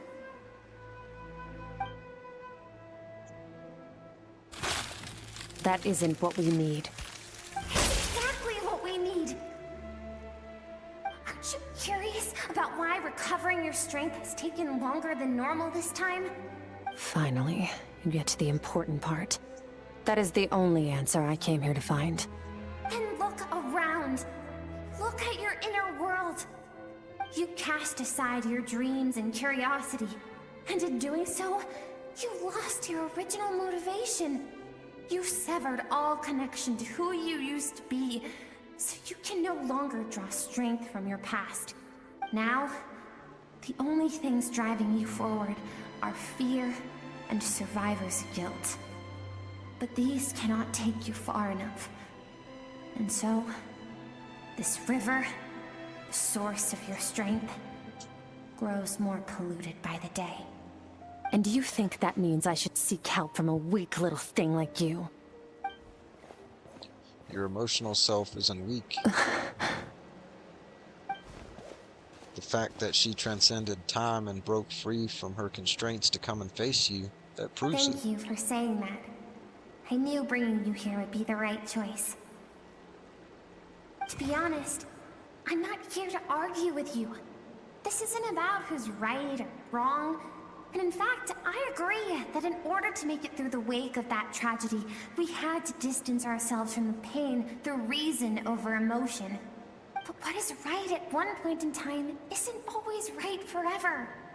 I know you will never forget that fire. I know the fact that you were the sole survivor fills you with guilt. And I know that among the voices that haunt you, mine is there too.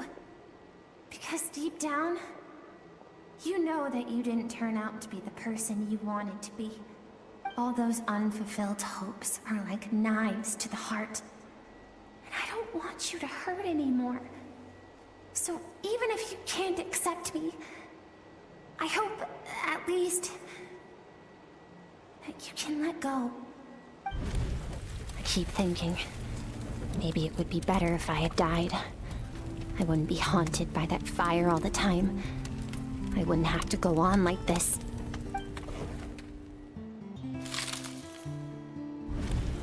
Your dad and I, we're not afraid to stare death in the face, but we need you to survive.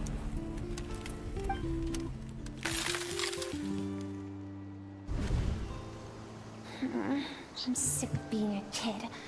There's so many amazing things out there, and I'm ready to see them all.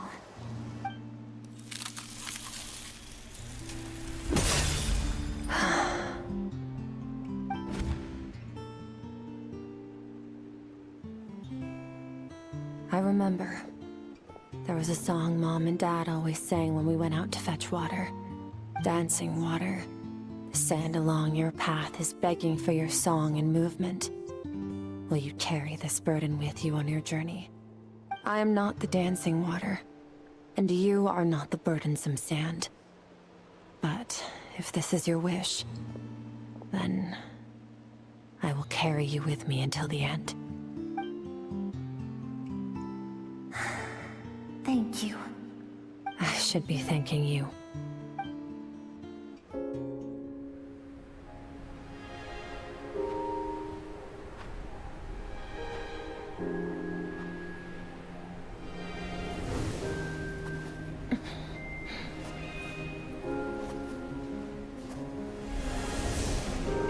Run, Skirk, run! Remember, leave no one alive! Heed my words, Skirk. Let fear take root in your soul. Did you survive? Why was it only you? Skirk, did you become a positive light in this world?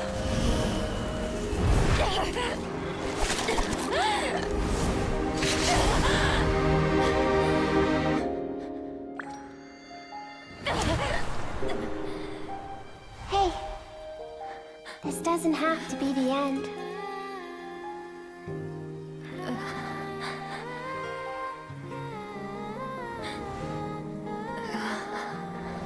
Life is a gift. Don't let darkness claim it.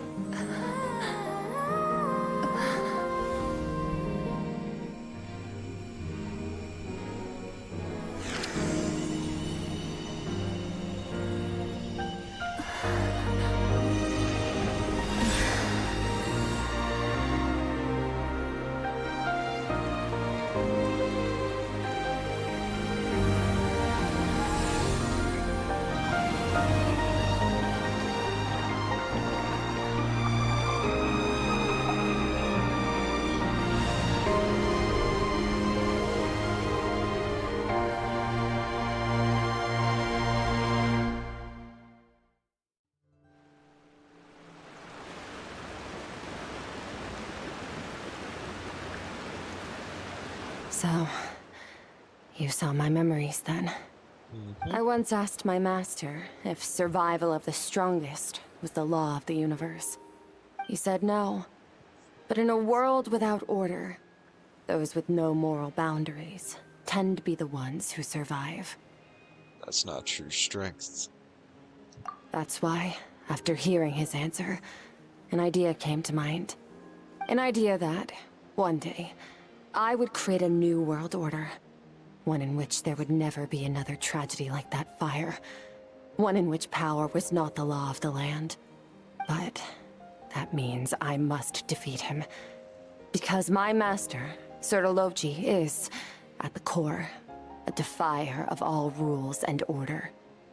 Sounds like you have your work cut out for you. Yes, and not just because of the gap in our abilities, but also because I have no reason to see him as an enemy. Although his decision to train me was not made out of kindness, he did everything a master should. He saved my life, taught me the sword and the principles of strength. And for that, I respect him. But he intends to face you in battle one day. I know. And it's not something I want. But Master never goes back on his word. I have to treat everything he says as a promise. He's no longer into that. But he sends me messages through the Abyss every now and then. Most of them are simple greetings, or an answer to one of my questions. Every time I hear from him, my heart skips a beat. And I wonder if this is the moment where he'll finally appear before me and tear down everything I've built to pieces. Maybe that means I do live in eternal fear, just like he said. Yes, I respect him, but I'm also afraid of him. And for that reason, the pursuit of strength consumes every moment of my life. I don't know what Master has planned, but I have to be ready. If he does attack you one day, I'll help you. Help me? Why? This isn't your fight. Because if we want to build the world we both want to see, everyone has to be willing to fight for it. If we all do our part, we can make the entire universe a kinder place.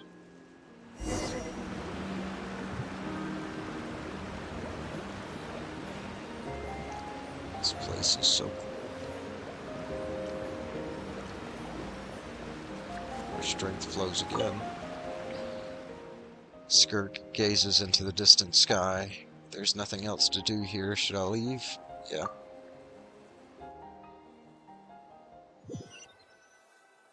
Like they said, nothing else, so... Oh, you're finally awake! Honestly, Paimon was gone for like 2 seconds and then she comes back and finds you both unconscious? Oh, you scared Paimon half to death! You're both okay, right? What does it look like? Looks like your strength is back. You look stronger than ever. Only water from the source can cleanse the rot and filth that flows from the past into the future. I taught you to incorporate the experiences from your journey into how you fight. I suppose what happened today will become an inseparable part of who I am. Okay, so Paimon feels like she's missing some important context. But whatever. Paimon brought back tons of delicious snacks! Let's dig in! The three of you enjoy the snacks. All right. It's about time we finished what we started. We're gonna deal with this thief for good, right? Finally, let's show them what we're made of. This time, I'm not going to tell you to hold back. But having digested even more power in the meantime, he's going to be tougher than before. The good news is, we have no reason to pull our punches this time. So, let's go. Same place as last time.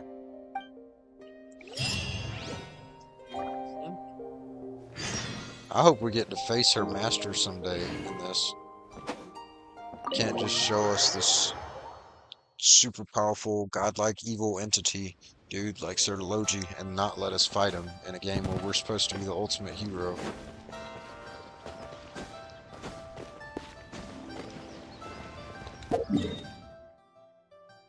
Let's see. This way, how far? There.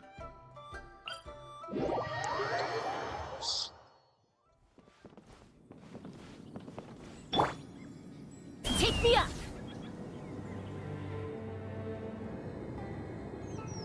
Forgot about her cliff climbing like that.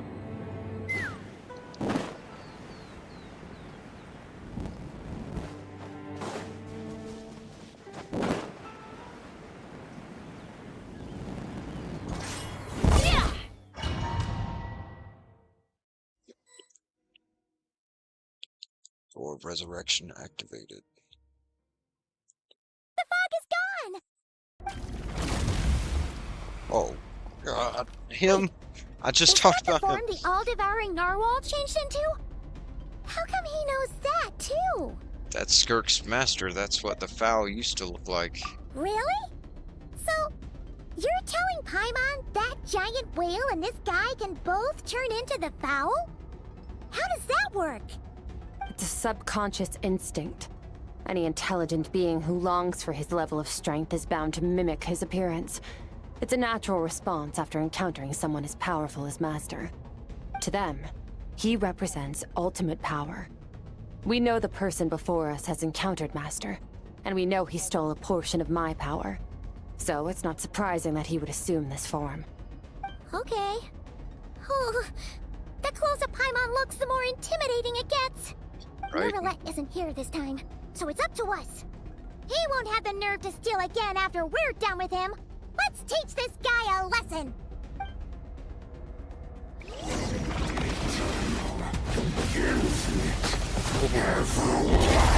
Paradise! Blood Serpent's Broken Edge.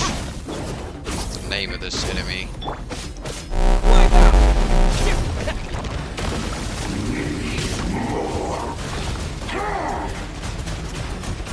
Water jet!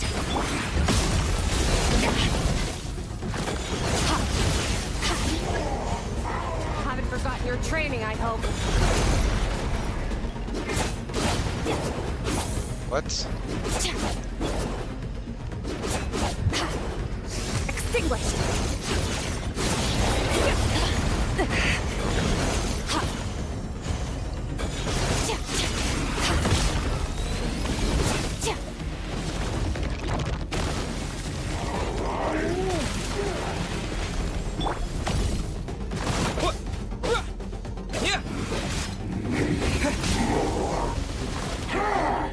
Skirk is like at a set level.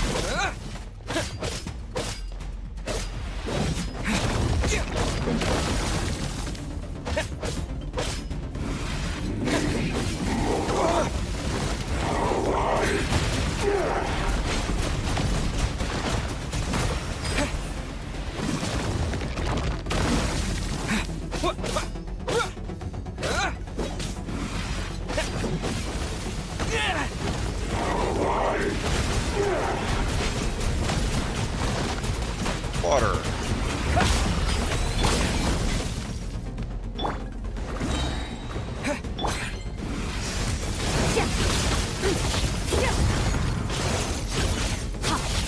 Get him.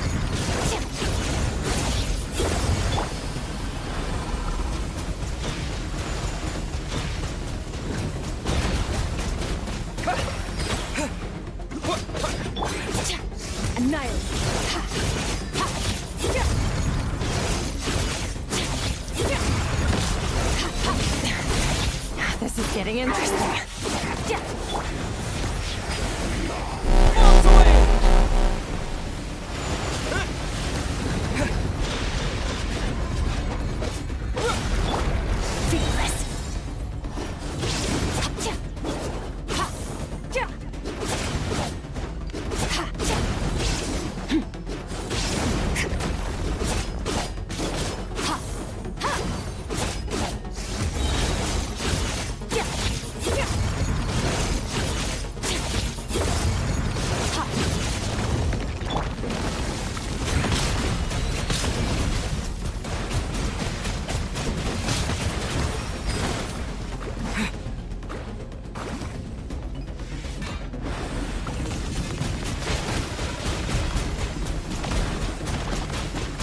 Water jet!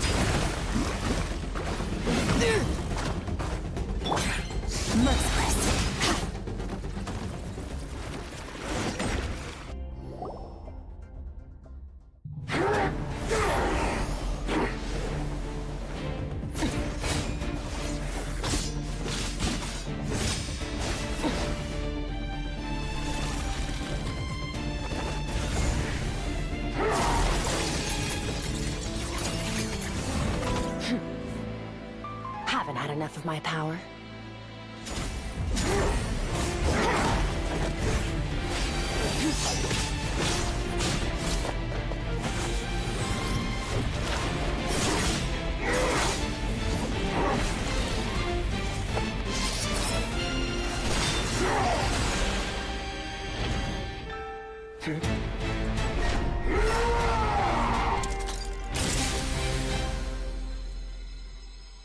Well then, let's see how much more of this power you can handle.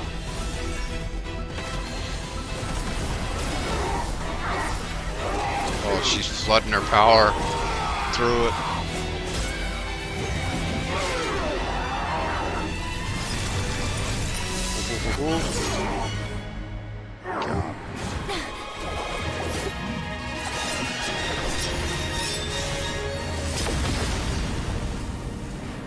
Sweet, that was awesome.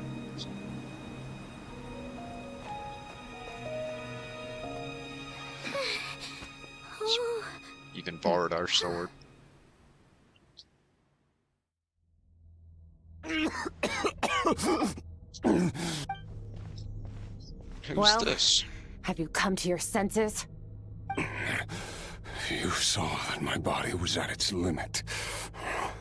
So, you deliberately channeled your power into me, knowing that it would destroy my shell from within. Such power. Such keen battle instincts. So you must be...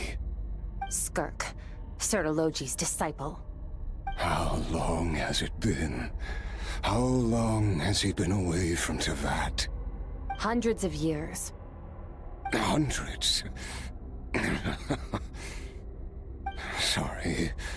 It's a lot to take in. I should introduce myself. I am Skofnungar, a friend of your master and one of his followers. This is the first time I've heard your name, Skirk. But hundreds of years ago, I knew you existed.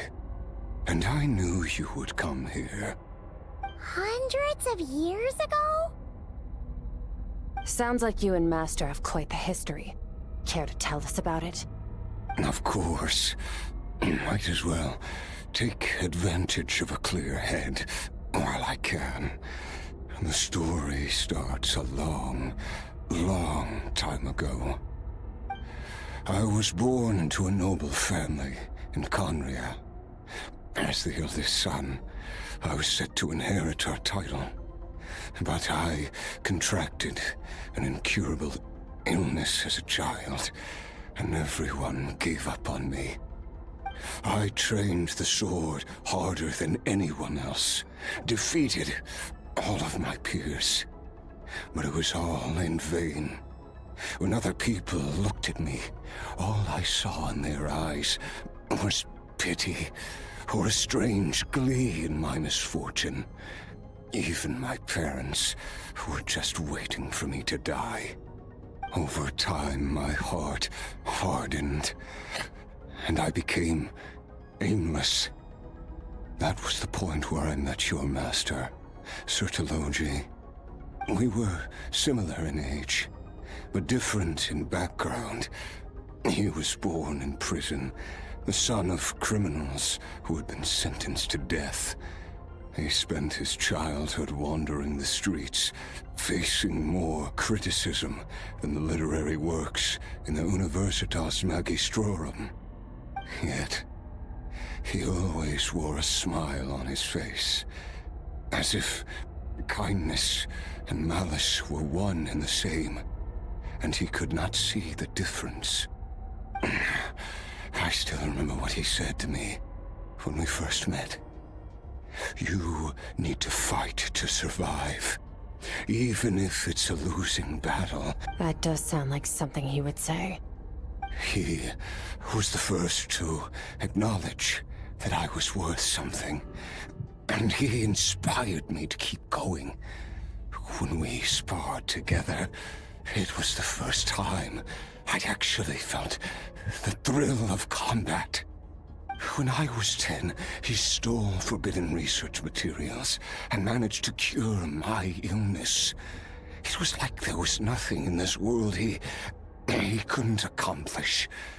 When it came to the human form, he was always intent on pushing the boundaries of possibility. But somewhere along the way, I fell behind. My talents were nothing compared to his, and at some point, I realized he had pulled so far ahead, I was too embarrassed to even ask him to spar. After his grand endeavor was successful, he sought me out and said to me, "This planet no longer holds anything of interest to me, so I'm leaving. Hi. But first, I have an offer. I can use a power I have just refined to break the curse of immortality for you. Your death was once what we worked so hard to prevent. But the immortality you now face is a different kind of pain altogether." I'll pass. Immortality doesn't sound so bad to me. Since I can't die, it means I have an infinite amount of time to get stronger.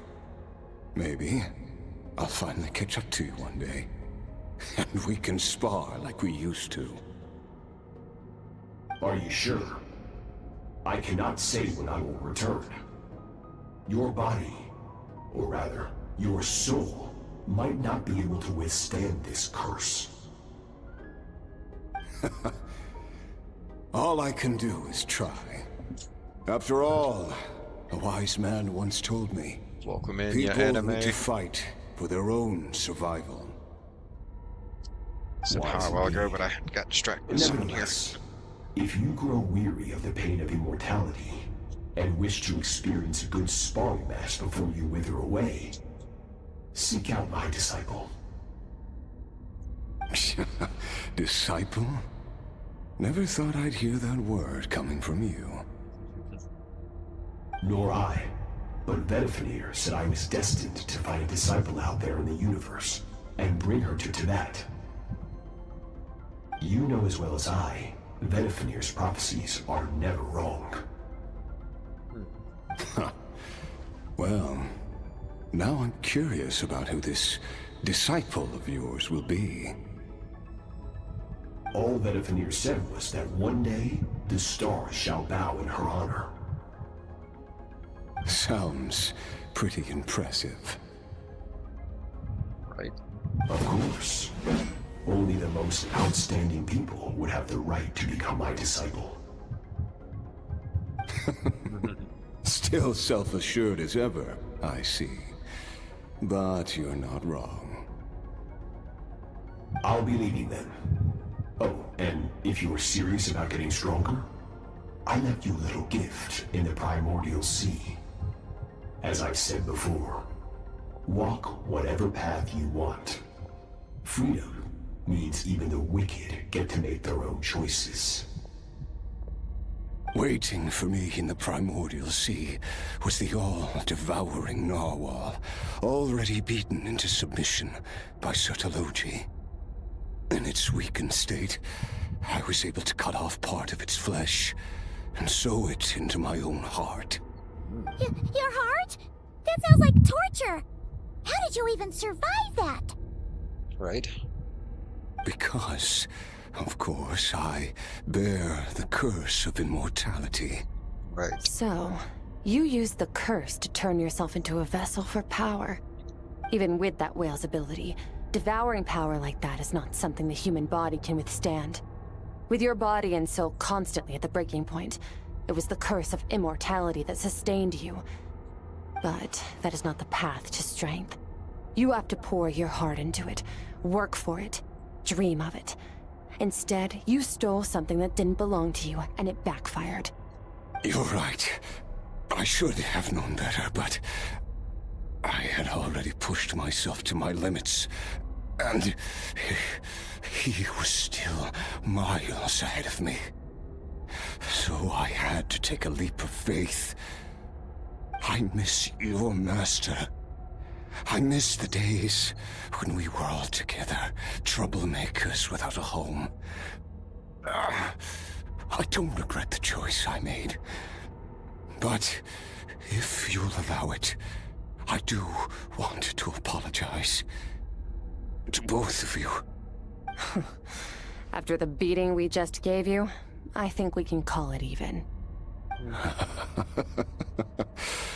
You're an interesting one as well. Sertologi's disciple. That's a lot to live up to. It can't have been an easy experience. His nose just shifted. I know what he's like. He rules with an iron fist, using despair and fear to force you to catch up to him, all the while standing ever out of reach. We're like mountain climbers in the dark, never knowing how much higher we have to climb, or when we will see the sun again. True. But I made up my mind long ago. No matter how dark it gets, I will not give in to despair. I will overcome it. Besides, after hearing your story, I suspect what Master really wants is not a battle that demands his full strength, but rather a defeat without regrets. Oh? Since you're his friend, you must have some things in common. First time we came here, when you stabbed me through the fog and stole my power, I felt no emotion coming from that spike. But when you had to devote all your strength fighting me just now, I could feel joy and passion emanating from your blade. It was the joy of a researcher discovering the truth of the world, the joy of an artist uncovering a temple of wonders. Interesting. I'm certain I didn't express those emotions outright. Yet you were able to read them from my blade, like a glimpse into my inner world. You're right. That battle brought me an unbridled sense of joy, and my defeat brings me no regret whatsoever. Exactly. I think Master also craves a battle like that. One where his opponent forces him to use all his strength, unlock the extent of his potential, and transcend his own limits. A battle to end all battles. After which, all can come to an end, including, perhaps, his life. For that very reason, good and evil are meaningless to him. He has one purpose, one goal: to complete himself. It's one of the secrets to his strength. Perhaps you're right. Perhaps that is his goal. What a battle that would be. Oh, to witness such a...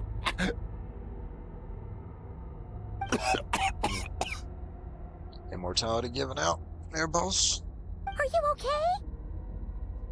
Too many different kinds of power are surging through my body. The curse of immortality allows it all to coexist, but it does not remove the pain. I won't be able to hold on to my sanity for much longer. What a shame. I would have loved to witness that battle. Sertologi once offered to free me from this curse. Now, I must ask that of you, Skirk. Can you release me from the pain? I can, but not through death, if that's what you are hoping for. It's not a suitable punishment for your crime. As an alternative, I can take your consciousness, along with all the power you've consumed, and smash it to pieces. The impurities will dissipate, and under the curse of immortality, your mind and body will regenerate. When that process is complete, you will be back to who you were before, no longer tortured by powers you can't control. But it will be a time-consuming and painful process. The decision is yours to make. I accept. And who knows? Perhaps I'll wake up in time to witness your great battle with Sertologi. I have faith that you'll be able to stand against him one day. Though I know it'll be a long and arduous road. If we are climbers in the dark, it appears the dawn has finally broken for me. But your ascent continues. At least, it looks like you are not alone on your journey. I will reach the top of this mountain, no matter what it takes. And you, Skofnungr, will be my witness at the end of all things. That's finally over. Let's get out of here. First. At least we don't have to make a mad dash for the exit like last time. Right. Nice. Skirk gazes into the distant sky. There's nothing else to do here. Should I leave? Yes. We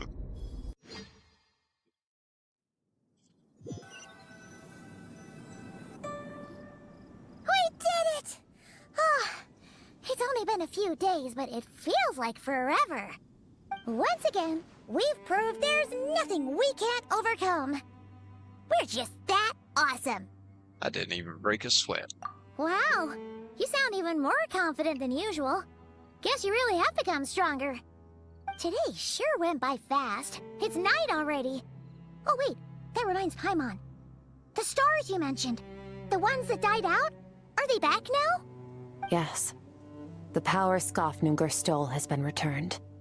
So, the stars have regained their light. Great! Huh, it's crazy that you even noticed their light was gone. There are so many stars in the sky. If a few disappeared, Paimon definitely wouldn't be able to tell. I suppose it's because I have gazed upon this sky for centuries. The false stars, hanging in the meticulously planned sky, glittering with rotten light. It's not real. And yet, it is for that very reason that I can look upon it and enjoy the momentary peace it brings. I'd like to see what it's like up there. Even the most beautiful of bubbles has to burst. We will return to the real universe one day, whether of our own volition or not. Time marches ever forward. Even the innocent and naive will taste life's bitterness. Yet through hardship, we grow, until we learn to seize the sands of time for ourselves, and uncover our true strength. Though we gaze upon a false sky, its vastness and majesty is palpable. One can only wonder, what is it going to take for kindness to reign supreme in the vast expanse of the universe? Ugh, this is all going over Paimon's head. But if she knows one thing, it's that the Traveler always finds a way. Ever since we met, he has filled Paimon's days with happiness. No matter how tough things get, he always finds a way to make it better. If it's too big a job for one person, then they'll do it with two. And if two's still not enough, then three. We've met so many amazing friends, and accomplished so many amazing things. As long as we don't give up, we can make any wish come true. I suppose when it comes to you, anything is possible. Well, I should be going.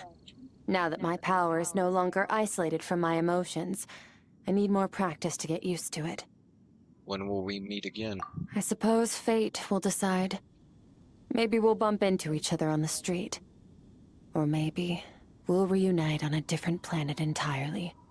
Regardless, reunions and partings are but passing moments.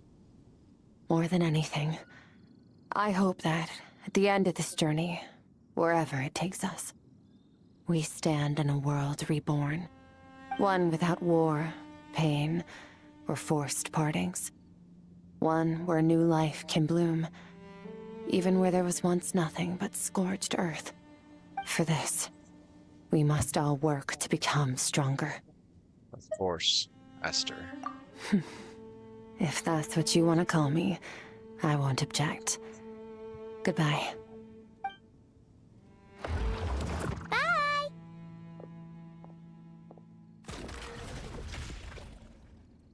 Is it just Paimon, or is she being nicer than before?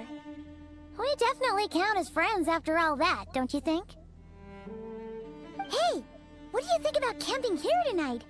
There's nothing quite like sleeping under the stars. Sounds good to Come me, tomorrow, Paimon. we can continue our journey.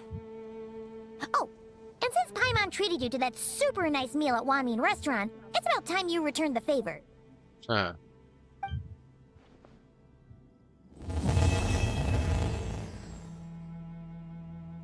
Act 1? What? There's more. Well, awesome. Hey, we got a new instrument. 2. Looks like. And Dream Mirror Remnant. Dang. Good bit of stuff.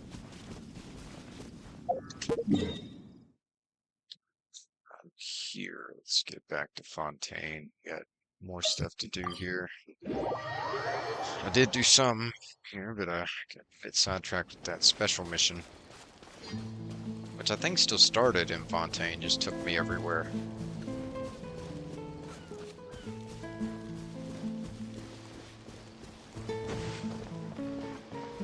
Let's see.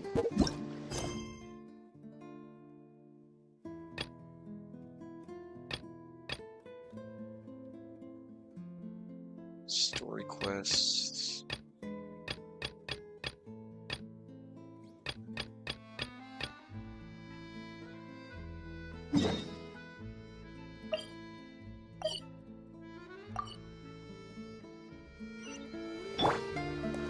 Let's fly. There we go.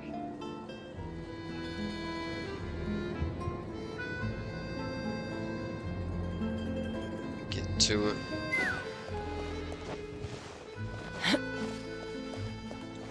Three, two, one. Take me up.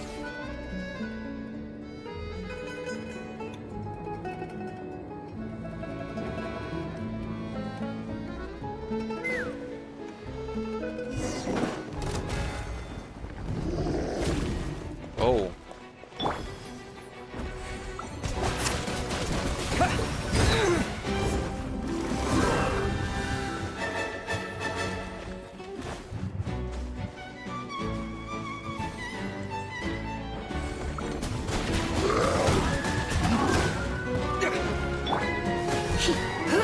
Wow. This guy's tough.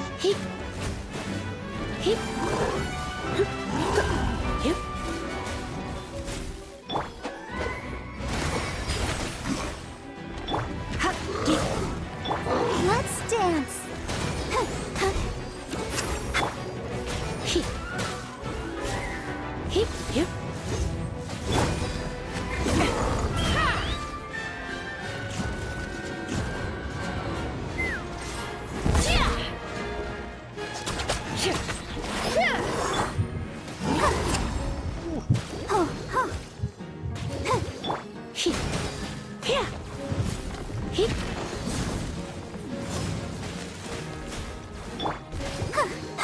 Electro's working.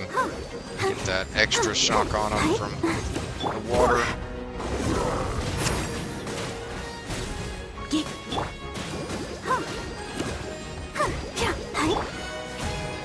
Water, electricity, water, electricity. Oh, back.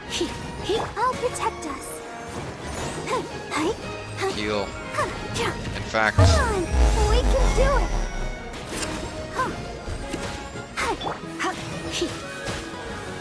Come a little closer. You've been a naughty.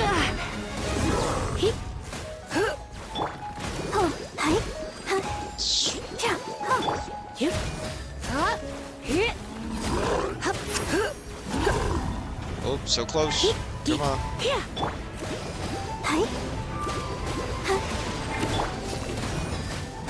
Yes.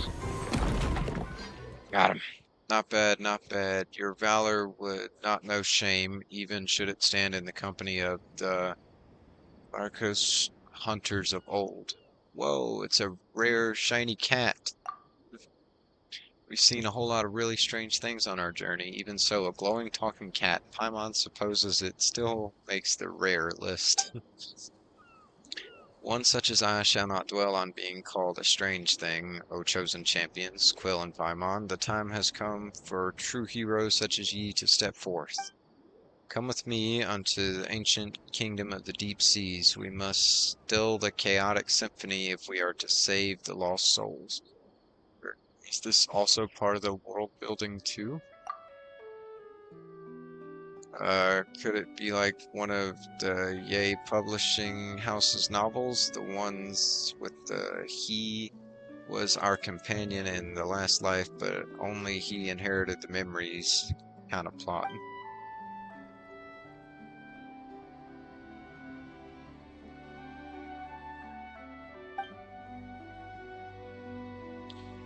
Must I start from the beginning? Very well. Arnades of Auranopolis is my name, spirit keeper of the ancient realm. Or what Nides? Of the where now? What a tongue twister. Paimon's just gonna call you Aussie for short. That's close enough, right? What do you think? Meow, meow. It appears that I cannot command this body as I wish, to the extent that bestial behaviors may even overbear me from time to time. If from the beginning I could only have... As the two of you can see, the boundaries between past and present have begun to blur thanks to the influence of the chaotic symphony. It is for this reason that I too have awoken. For now, the affected area is yet small. The inhabitants of Petrichor have had their souls taken away. They exist in that maddened, dreamlike state because the symphony has temporarily granted them identities and memories to fill the void left behind. It's as if a vessel filled with pure water has had its contents replaced with wondrous wine. An apt description, considering that those memories of ancient history gifted by the symphony. Let Paimon think. So what you're saying is that the townspeople of Fetchcore have had their souls stolen and then their bodies have been possessed? Well, that sounds super scary. You said the affected area isn't very large yet. That's correct. Of course, eventually even the court of Fontaine will be consumed if the chosen hero cannot restore harmony to the chaotic melody. Nothing else for it. I am the hero after all. Yeah, alright then, Aussie, lead the way. Thank you so much. The road to the ancient realm lies beneath this spring you see before you. I have caused the seal on the hidden path to manifest. Next, I shall activate the device that maintains the seal.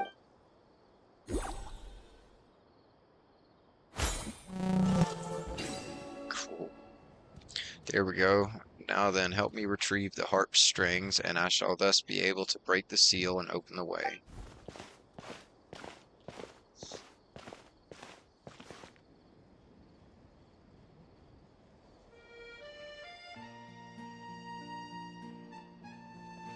Now then, let us go into the unfaded castellum of gold.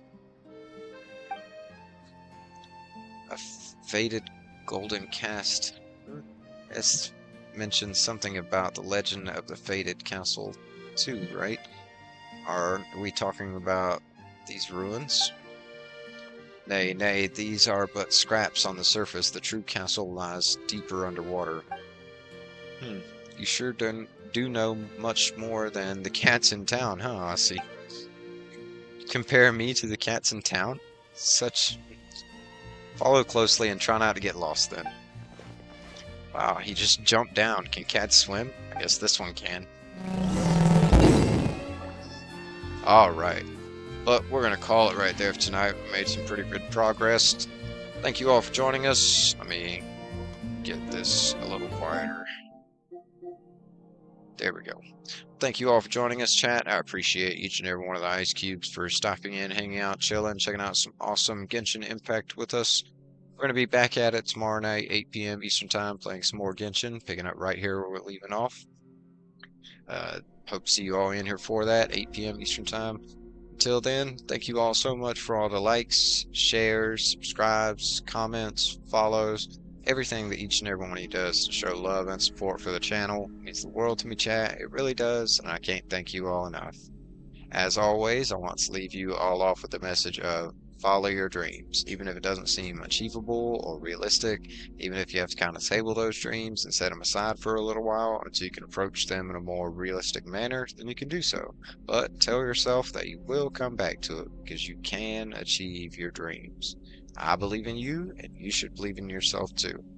That's going to do it for us tonight here at Chilled Soda Gaming, everyone. I hope you have a really great night. Hope to see you back here again tomorrow. Stay cool, Ice Cubes. Stay cool. Chill out.